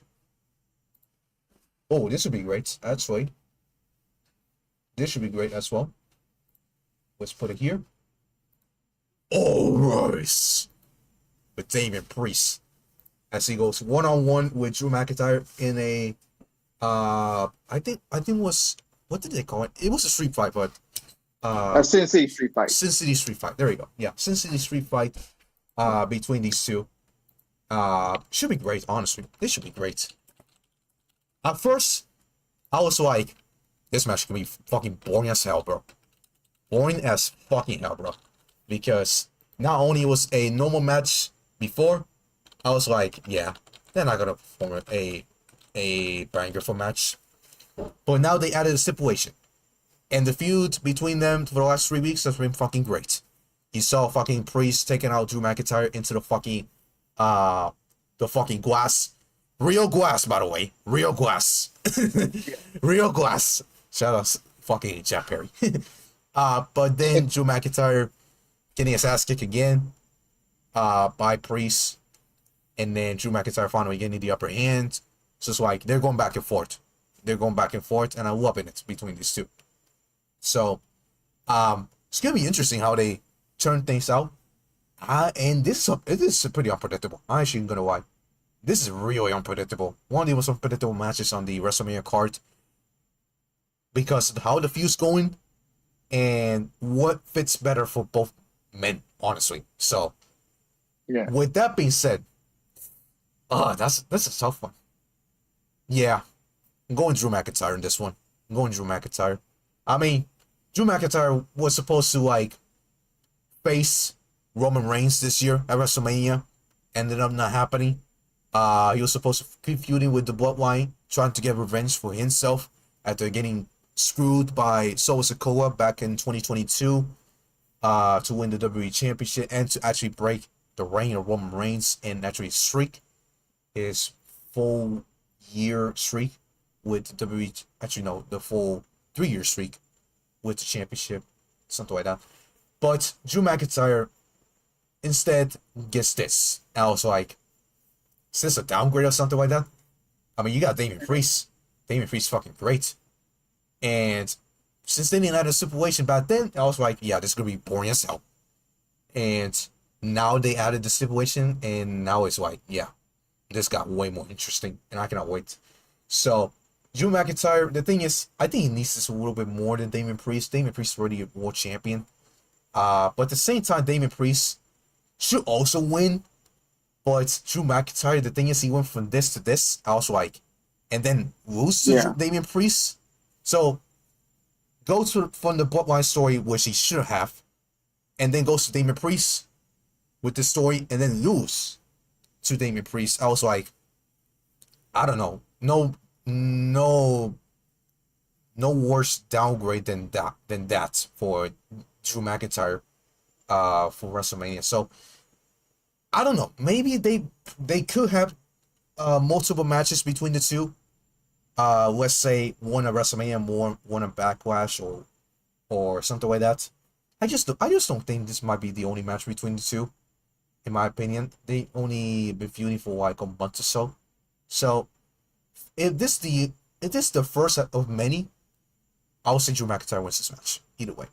And if it's the only match, I'll probably still say Drew McIntyre either way. So this is a tough one, but I will say Drew McIntyre because Drew McIntyre, he deserved better first, but now he got the stipulation, but it's Damian Priest still. So I'll still go with Drew McIntyre still. This is a tough one, in my opinion. It's probably one of the most unpredictable, if not the most unpredictable match on the entire card. So I'm gonna head this to you, get this to you. Who do you think is gonna win this match and why? I think Drew McIntyre is gonna win this. Because this goes way back from last year at WrestleMania. I think Drew gets his payback. Because Damian. Oh right, yeah. Yeah, this goes. If you guys don't know, this goes back to last year at WrestleMania when Drew won the championship from Seth. Drew was touring around. He was out there trolling, talking his trash, and he took us out of the ball. And Damian Priest cashed in on him for the world championship, and Drew McIntyre was only champion for 5 minutes. Then he goes to Clash at the Castle last year. Damian Priest was the world heavyweight champion. Drew McIntyre was challenging for it, in his home of Scotland, and he gets screwed when CM Punk was a special guest referee. So it's only a matter. So it's only right for Drew to get his get back. A full circle moment for Drew McIntyre, get his get back, and have him win at WrestleMania. Oh yeah, he's 2-0 against Drew McIntyre. Actually, I actually didn't notice. One at WrestleMania last year, and then the other one at actually 3-0. My bad. Actually, one at WrestleMania, one at Clash of the Castle, and the other one at Money in the Bank. And all then screwed by CM Punk. That's the funniest part. Fucking Phil fucking screwing Drew McIntyre every fucking time. So actually, yeah, it's not been a month feuding. Actually, this is actually a full year feuding with each other. If you count WrestleMania last year, Clash of the Castle, and Money in the Bank as well. I mean, man, 0-3 against Damian Priest. Drew McIntyre needs this, actually. Yeah, he needs this. It wouldn't cost Damian Priest, in my opinion. It wouldn't cost Damian Priest. That's just my opinion. He's 3-0 against Drew. I don't think it will not destroy Damian Priest at all. Because Damian Priest is still going to have a pretty good 2025, in my opinion. Whatever he does for the rest of the year. But for Drew McIntyre, if he wants to, like, get back into that rhythm, and to that, on track, he's got to win the WrestleMania, in my opinion. So, Drew has to win this match. And Damian Priest is good. Don't get me wrong, but he's a semi-main event guy. I still feel that Drew McIntyre should have a better matchup at WrestleMania. Yeah, I agree. He should have a better, bigger WrestleMania match. Even though it's Damian Priest, so Damian Priest is great. But the rumor match was Drew McIntyre and Roman Reigns at WrestleMania. And man, it would have been fucking great because it will like complete the redemption story for Drew McIntyre. Like, all this time he's been having this issue, like, man, I would have been champion right now if it wasn't for Solo Sikoa. So he got rid of Solo Sikoa and the Usos, Sami Zayn. So all he was missing was Roman Reigns. And a match between Drew and Roman Reigns would have been fucking great for WrestleMania.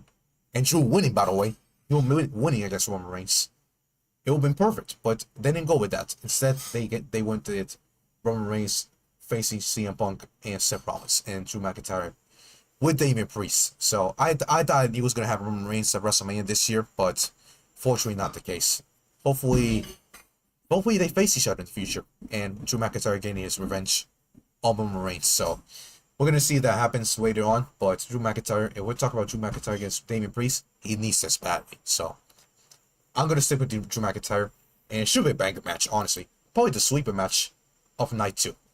And I said that earlier. The sleeper match of night 2, Damian Priest, Drew McIntyre should pull off a banger. Especially with this stipulation. So, if it was a normal match, I'll probably fall asleep, in my opinion. I'll probably fell asleep. Seriously. I'll probably fell asleep. But now they added a stipulation, I'm like, yeah, sign me up for this. And the view's been pretty decent for the last 3 weeks. So, there's that as well. So, Damian Priest, fortunately not at WrestleMania, but I'm going with Drew McIntyre. Sorry. Let's move on to our next match. Let's see with the predictions. Yep. Drew McIntyre. They're all going Drew McIntyre. Yep. They're all going Drew McIntyre. Sure. Let's move on to our next match. We got... Yeah, I already mentioned Randy Orton, so I'm not going to go over that. Because Randy Orton, we still don't know who's Randy facing, so we already discussed that earlier. So, let's move on with this one. AJ Styles on one-on-one with Logan Paul. And, man, I'm really disappointed with this feud, I ain't gonna lie. Not only they started a little bit late, but, man, they haven't done jack shit with this feud. And they still got one more Raw to go, so hopefully they do something with that. And they get this feud going. But, man, what they've done so far, not it at all. Not it. The match should be good, don't get me wrong. But the feud itself, it's just shit, honestly. It's just shit. The best part of the feud has been Logan Paul's finishing move. That's it. Logan Paul's finishing move. That's been the best part of the feud. When Logan hit that new finisher that he did on AJ Styles, that was probably the best part of the feud. And that's it. Because the rest, I couldn't care less, in my opinion. But if I had to say a winner, I'm gonna start with this one, the predictions. I'm going with Logan Paul. Unfortunately. I'm going unfortunately with Logan Paul on this one. Because the thing is, you can't just go from being US champion to then losing at the Rumble, losing at the Chamber, and then losing at WrestleMania. I mean, it's on a losing streak, actually. It's kind of crazy to think about it. When it comes to PLEs. And he lost to Cody Rhodes as well. I forgot about that. The only win he's been having recently was against Rey Mysterio. And that's it. His only win for the last couple months was against Rey Mysterio. And that's insane to think about it.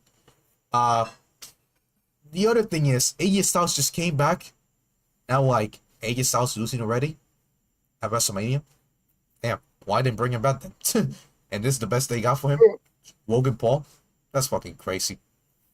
But I think Logan Paul is winning. I don't got that much to say about this match, but to say that this match should be good either way. And Logan Paul, I really don't know where he goes from this after he's done with AJ Styles. The same with AJ Styles. I don't even know what AJ Styles goes from this.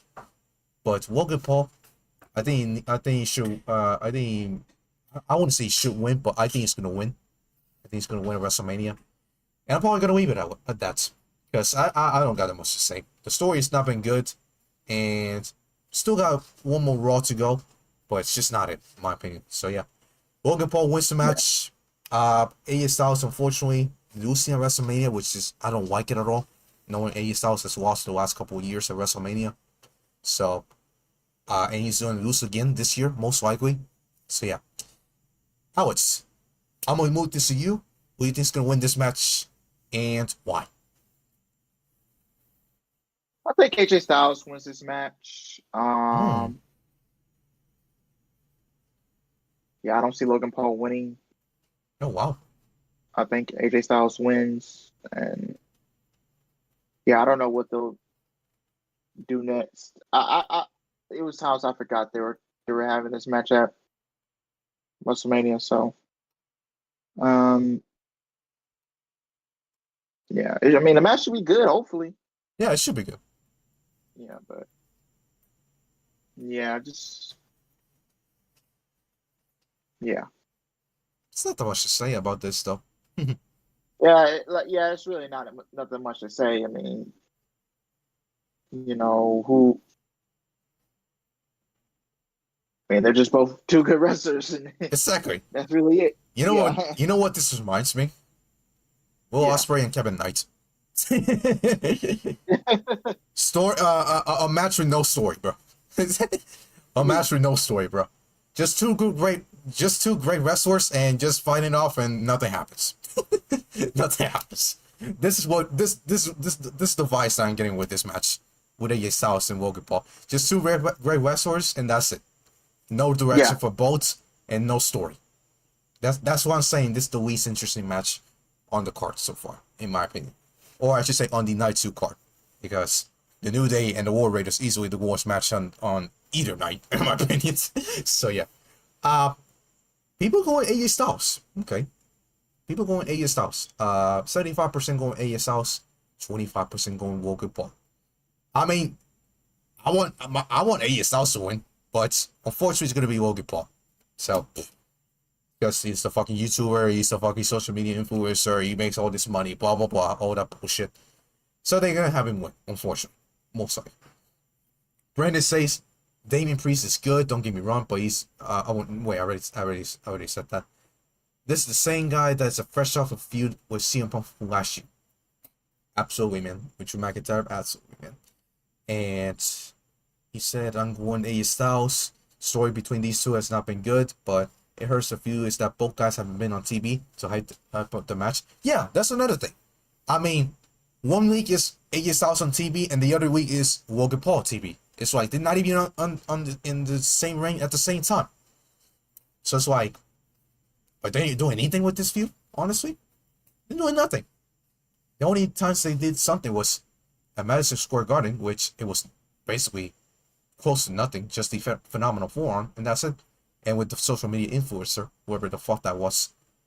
And the promo that he has had a few weeks ago with Logan Paul doing the finish, and that's it. Otherwise, I don't care about this match. Barely. Just the match is about to be good. But the feud itself, I just don't care. So, Logan Paul wins. I would say AJ Styles. And I think it's enough talking from this fucking match. So, anyway, let's move on with our next match, which is the second to last match on this card. It is Lyra Valkyria and Bayley challenging Liv Morgan and Raquel Rodriguez for the women's tag team titles. So, let me put this in the predictions, or I should say in the poll, real quick, before we start it off. And the the reason that I don't say that Logan Paul and AJ Styles is like the I want to say that actually the reason that why Raquel and Bayley is with Morgan Raquel is not the worst match to be interested in is because of why Raquel herself. I'm interested in what Wyra has to offer on the Grande stage. This is her first match at WrestleMania, and I think it's gonna be great to see what Wyra does. I mean, you saw the Gauntlet match on SmackDown, and the recent matches that she's been having on television. They've been fucking great, and the crowds have been behind her, which is another thing to think about. And it's gonna be interesting how she does at WrestleMania in front of 50,000 people. If she can impress them and not had them fell asleep in that shit. So yeah, I'm gonna start with you on this one. Who do you think's gonna win this match and why? I don't think we get new. I don't care for these tag team titles. I just think Liv and Raquel are gonna retain. Like, I really don't care. I don't see Bayley and Lara winning the tag team titles. They're not a real tag team. They're just doing a can they coexist angle for if you think about it. Mm-hmm. And I'm just thinking to myself, how long before Bayley turns on Lyra and they face off against each other again? So I'm gonna go Liv and Raquel retain because Bayley and Lyra is not a legit tag team. Mm-hmm. WWE just needs to throw away these whole women's tag team titles. I'm sorry, but no company is going to work with women's tag team titles unless if you are not Stardom, Mm-hmm. you shouldn't have tag team titles. Hey Mina, by the way. Hey Mina. Hello, Mina. Yeah. Hey Mina. Welcome to America full time, by the way. Tony Khan's about to bury her, bro. Jesus fucking Christ, bro. We'll say that for later. Yeah. When we talk AEW soon in the future. But yeah, I just don't. No, I don't care for these tag team titles. I just don't. Me either. I'm just gonna go with Liv and Raquel to win, and Bayley and Lara. I mean, once again, not a real tag team. There's no established tag team division. No. Probably Katana Chance and they're Candy just Carter, doing it and that's it. And they're just doing it for the sake of, hey, let's get Bayley and Lyra on the card. So Lyra doesn't have a title defense, and you're just throwing Bayley on the card just for the sake of throwing Bayley on the card when she's been cold since really WrestleMania. She's been cold. Yep. So I honestly think Bayley needs to go away for a while. Yeah. Wait, do you see them to go? No, like not leaving the company, but like take a little vacation or something. Oh, okay. Yeah. So yeah, the thing is, yeah, this match it's not that interesting in my opinion as well. It's not that interesting. But the thing is, I'm only excited about this match because of Wyra Valkyrie. That's it. Like outside of Wyra, I don't care about the rest. It's gonna be interesting how Wyra performs at WrestleMania in front of 50,000 people. But we'll talk about the match itself. It's just nobody cares. Honestly, nobody gives a shit. Yeah. And you got two fillers there, like AJ Styles and Logan Paul, and this match as well. It's like two matches that should not be on the card. One with Kofi and Xavier versus the War Raiders, and all those matches that I already mentioned.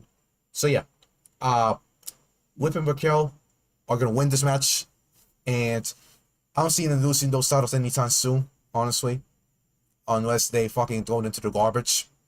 Please, Triple H, please, Triple H, put those titles through the garbage, please. That'll be great. Throw those titles to the trash. We don't need those titles. There's no real women's division. It's just fucking fake ass tag teams trying to make a tag team for one night and to have an opportunity at the women's tag team titles. It just doesn't work like that. We need real tag teams, and they don't have that. The only real tag team on the division is Katana Chance and Kaden Carter. That's it. Katana Chance and Katie Carter is the only women's tag team. Yeah, Katie Carter. I seen on Twitter that she was reposting, the fan reactions to the Gauntlet match. Oh, they only got a minute. It seems like Katie Carter is pissed that her and her partner only got 1 minute to showcase what they can do. Like, what a way to treat your only legitimate tag team in the company. Yeah, bro. Jesus Christ. Now, Piper and Amplifier, I can get behind it, but it's gonna take effort from the creative team to actually put effort into them as a tag team. It's crazy, man. It's crazy. Brandon says, I don't care about this women's match.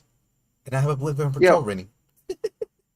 It means there's no other way to put it, but yeah, they're winning.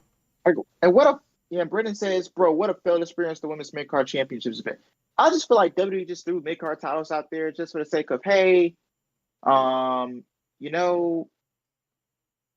everybody's been complaining about mid-card titles. AEW has a women's mid-card title. Hey, and NXT has a women's mid-card title, so let's just get the main roster women's mid-card title and do nothing with it. And that was my gut feeling the whole time. Like, bro, they're going to introduce women's mid-card titles and not do anything with them? Like, what's the importance? Like, even if the belt was on someone like Dakota Kai or someone like a Selena Vega, no matter who's it on, they're not going to give it any effort or any time of day. And you wonder why women are frustrated with their booking on the main roster in WWE with the creative team. Exactly. Why did you introduce a mid-card title just for us not to do anything with them? Like, that's just lazy effort. Completely lazy. You know what ruined this? Probably the one time Stephanie McMahon had that promo back in 2018 where people have been begging for the women to have opportunities. And I think right there and then, I think that's what ruined everything pretty much, because they thought, let's add the women's tag team title so people would stop complaining. And look what the women's tag team titles have done ever since. Ever since the Iconics won those tag titles back at WrestleMania 2019, those tag titles have meant nothing but shit. Nothing but shit. The only women's tag team champions that I've only been interested in was Bayley and Sasha Banks back then. The first ever women's tag team champions. Ever since the Iconics were champions, and they held those titles for months without even defending them, I said, I don't give a shit about the women's tag team titles anymore. She just thrown into the garbage, bro. Jesus Christ, bro. I just don't. And WWE, I just don't think they really have a full commitment to push women's wrestling. No. I don't know what's up in these American wrestling companies with women's wrestling. Like, it's just, other than Shawn Michaels, he's exempt because he knows what he's doing. But I just feel like both of these major promotions just don't. Women's wrestling comes off as forced on the main roster. Yes. And on AEW television. I don't know what's up with these American companies. And your name is not Rhea Ripley, Bianca Belair, or maybe Io Sky as well. You're not getting pushed. You're not getting pushed. You're not gonna have an opportunity. So and on the other AEW side, if your name's not Mercedes Moné or Toni Storm, you're not getting pushed. And it's fucking unfortunate, man. It's fucking unfortunate. So when Mariah's on vacation, Mariah's on a break. Yeah. So Mariah, she more than likely she's gonna resign with the company. She's gonna stay. She's staying. Mina, I think she'll be okay. Doubt it. Not gonna lie. I doubt it. Yeah. I doubt it. Not gonna lie. Knowing Tony Khan, he might fumble it again, bro. There's no. Oh my God! If he. Tony Khan, bro. Remember, it's Tony Khan, bro. Tony Khan is gonna fumble it again, bro. I can't trust Tony Khan, man. He fumbled with Mike Bailey. He fumbled with Okada. Jesus Christ, Okada. That's crazy to think about. Crazy thing is, Mina has backstory to both Mercedes, Tony Storm, and Mariah. It's fucking insane, She's got ties to all three women. He fumbled with Saraya, by the way, as well. Saraya's out of the company, bro. It's like, and Miro, Well, Malachi Black, Andrade. Jesus. Well, Saraya did. Well, Paige is teasing coming back to WWE. Well, do I want to see Paige back in WWE? I mean, maybe in a GM position for the women or some along those lines. But as a wrestler, those days are behind her. Yeah. It's fucking crazy.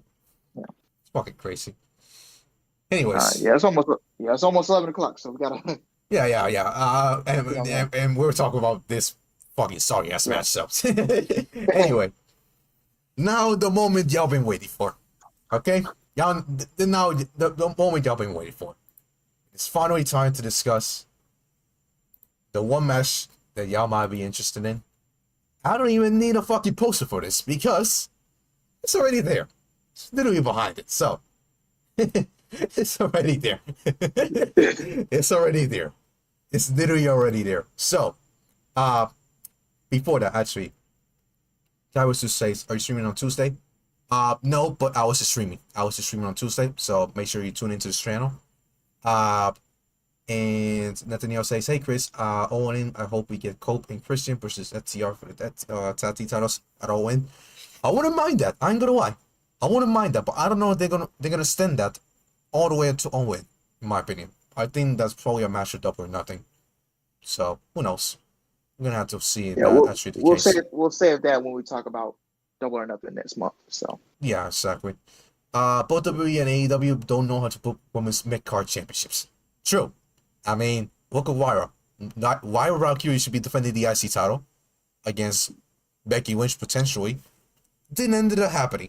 And Chelsea Green's not even on the card. And she's the United States champion.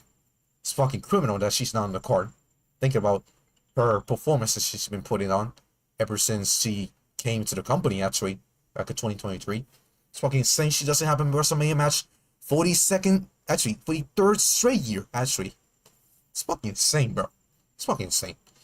Anyway, time to discuss the main event of this show. Yeah, main event of this show. And let's have the predictions here. So y'all can vote right now in the chat. Who will win? Boom. It is Cody Rhodes, the Undisputed WWE Champion Cody Rhodes, defending the Undisputed WWE Championship against John Cena, who is chasing for 17th WWE Championship. Alex, I'm going to start with you on this one. Who's going to win this unforgettable main event match? Oh, man. This is a tough one, gentlemen. This is a tough one. Oh, my God. This is a tough I one. could see Cena winning 17. I could see Cody retaining. Cena is advertised for dates after WrestleMania, so more than likely it'll be at Backlash, but in what capacity? Because Randy Orton did say,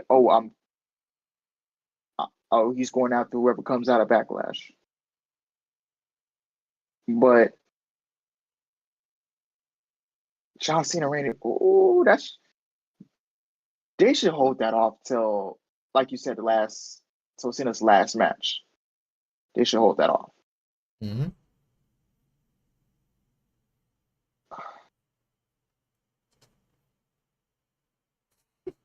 Man, I want to say Cody's gonna retain. Ooh. I'm gonna go with Cody to retain the title. Ooh. Okay. I'm gonna go with Cody to retain the title.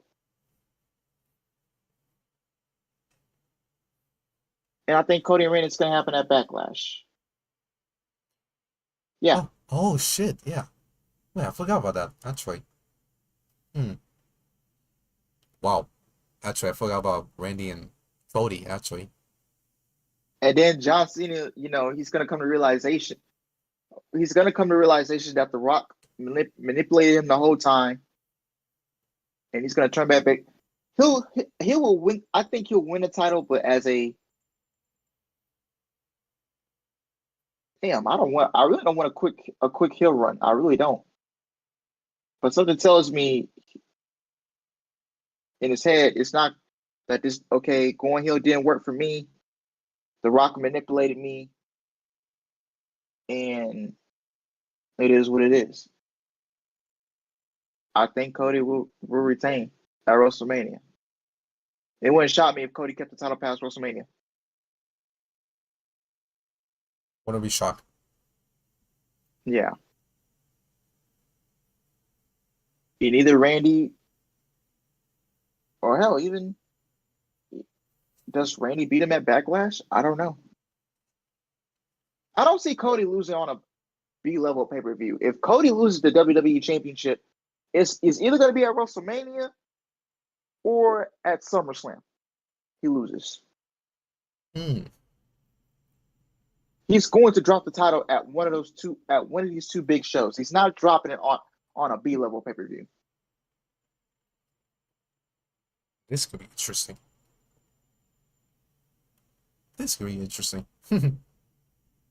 And then plus, if John Cena wins the championship, you know how much I've complained about part-timers being champion. He won't be around as much on weekly television.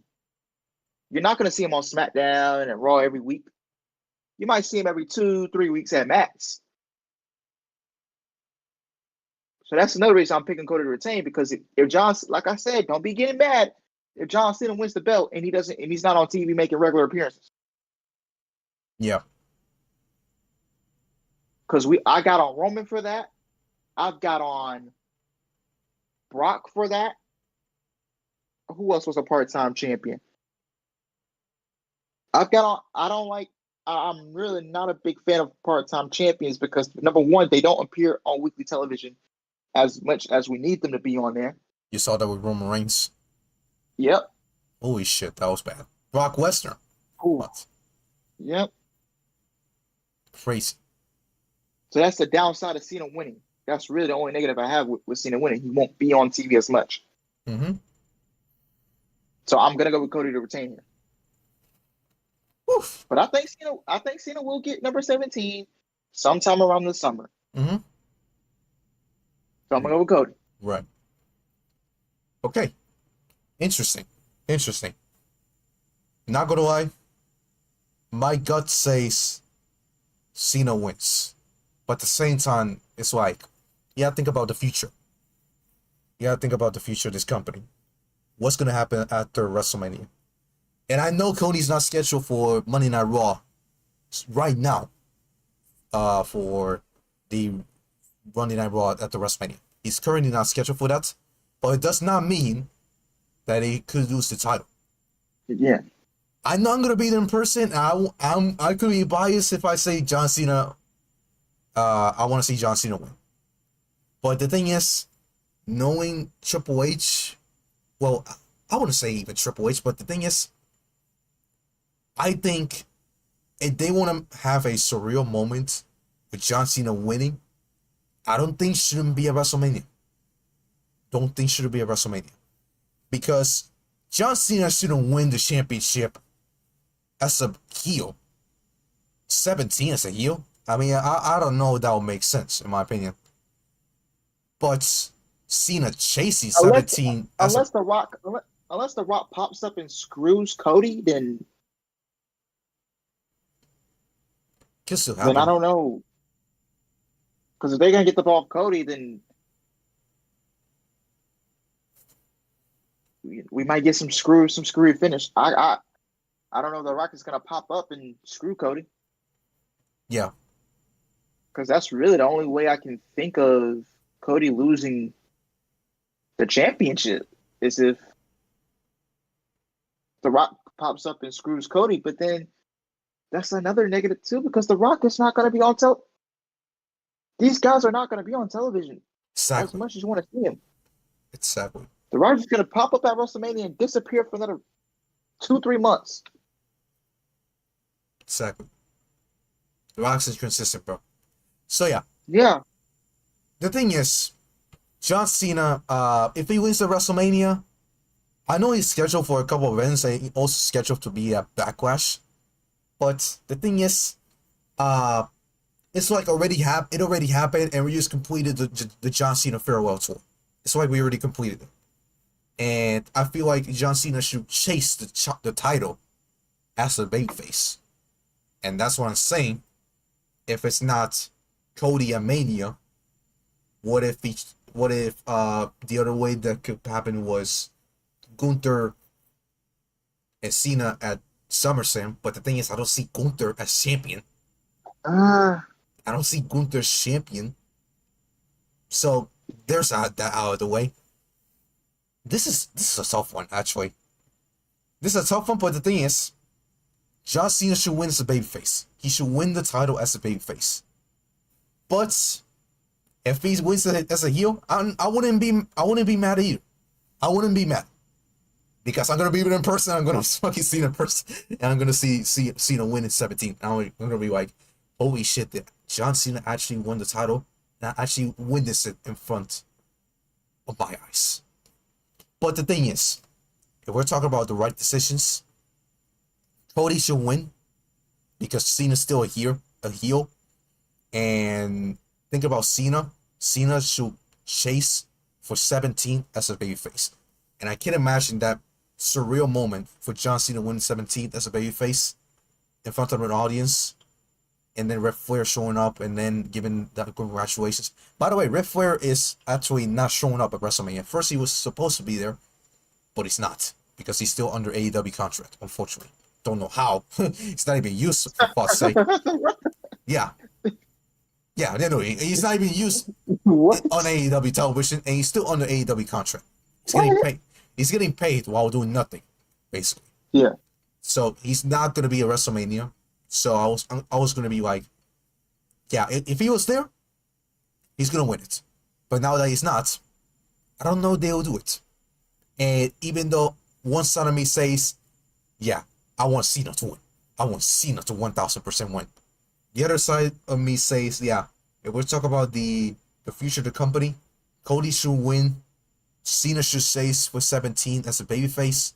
And we get that surreal moment at some point in the summer or maybe at the end of the year.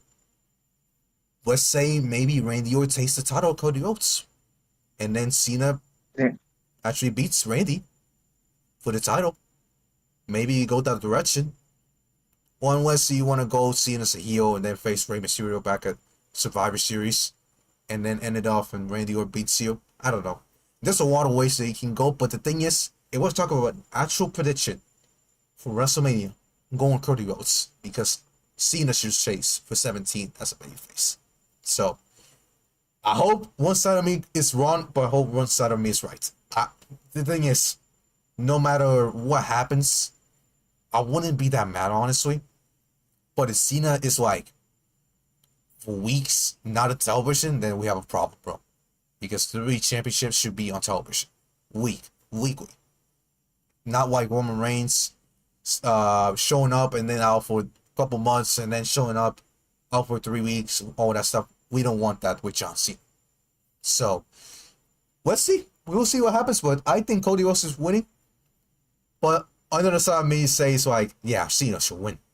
But I'm going with Cody in my prediction. So yeah. Cody Rhodes has a 40% chance winning and Cena with 60%. Interesting how y'all actually managing these polls. Brandon says they just turned John Cena heel and it's the biggest heel turn in the company that's ever done. So Cena has to win. If he doesn't win, then what was the point of Cena turning heel? Well, the thing is, The Rock controls John Cena. The Rock controls John Cena. His soul is on Dwayne's hands. Dwayne's hands, he has John Cena's soul. So at some point he's gonna have to get off of that soul. Or I don't know if that makes sense, but he's gotta get off of Dwayne. Honestly, he's gotta get rid of Dwayne somehow. He says, but hey, knowing Triple H, he might swerve the fans and have Cody retain the title. I'm a swerve for the title. You know, the fucking shovel song. Swerve the fans and have Cody retain the title. Yeah, I think Cody might retain. I think Cody's gonna retain the title, but I wouldn't be mad at Cena wins on Saturday, on Sunday nights. I wouldn't be mad because I'm gonna be there in person and I'm gonna be like, yeah, I just saw John Cena win his 17th title in person. That'll be fucking sick. So cannot wait, man. Cannot wait for that, man. Cannot wait. This is the unpredictability. Actually, thinking about it, this might actually be more unpredictable than Damian Priest and Drew McIntyre. At first, I thought it was like, yeah, Drew McIntyre and Damian Priest might be the most unpredictable match on the card, but I was like, no, it's John Cena, Cody Rhodes. I just don't know what's gonna happen, honestly. So yeah, he says, but if Cena doesn't win next week, then this heel turn will be looked as a failure. Wouldn't say it's a failure, not gonna lie. Wouldn't say it's a failure because the point is, it's Rock having the soul of John Cena, and at some point he's gonna get rid of it, honestly. So, anyways, finally we have discussed all 14 matches with this fucking show. Holy shit, near 3 hours, like expected. As expected, near 3 hours with the predictions, man. But hey, man, if you stay here with me and I was in the predictions, I appreciate you and you're a real one. So thank you guys for staying here for the predictions. Alice, is there anything you want to say before we end the stream? Nah, man. I hope you have fun in Vegas. Get some great footage, and you have a great, safe trip down there. And your subscriber count goes up, and you hit 1,000, so you can start getting monetized. Oh yeah, I need that. Please, YouTube, for fuck's sake. Please, YouTube, I need that, bro. Because for some reason I still don't have the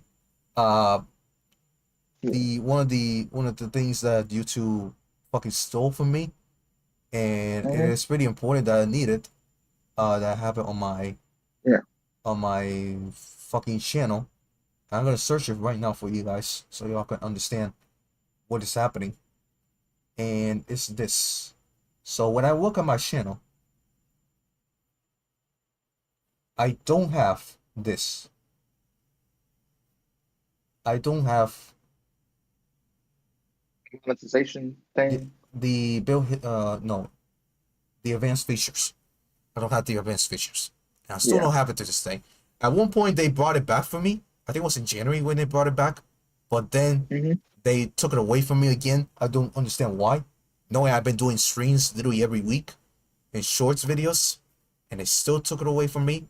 Maybe probably the thing is I probably had to do some videos. I don't know. So I'm probably gonna do that in the future either way. But hopefully YouTube gets that shit back to me for the Waffle God. That'll be great. So yeah. Man. That's pretty much it from the stream. The predictions.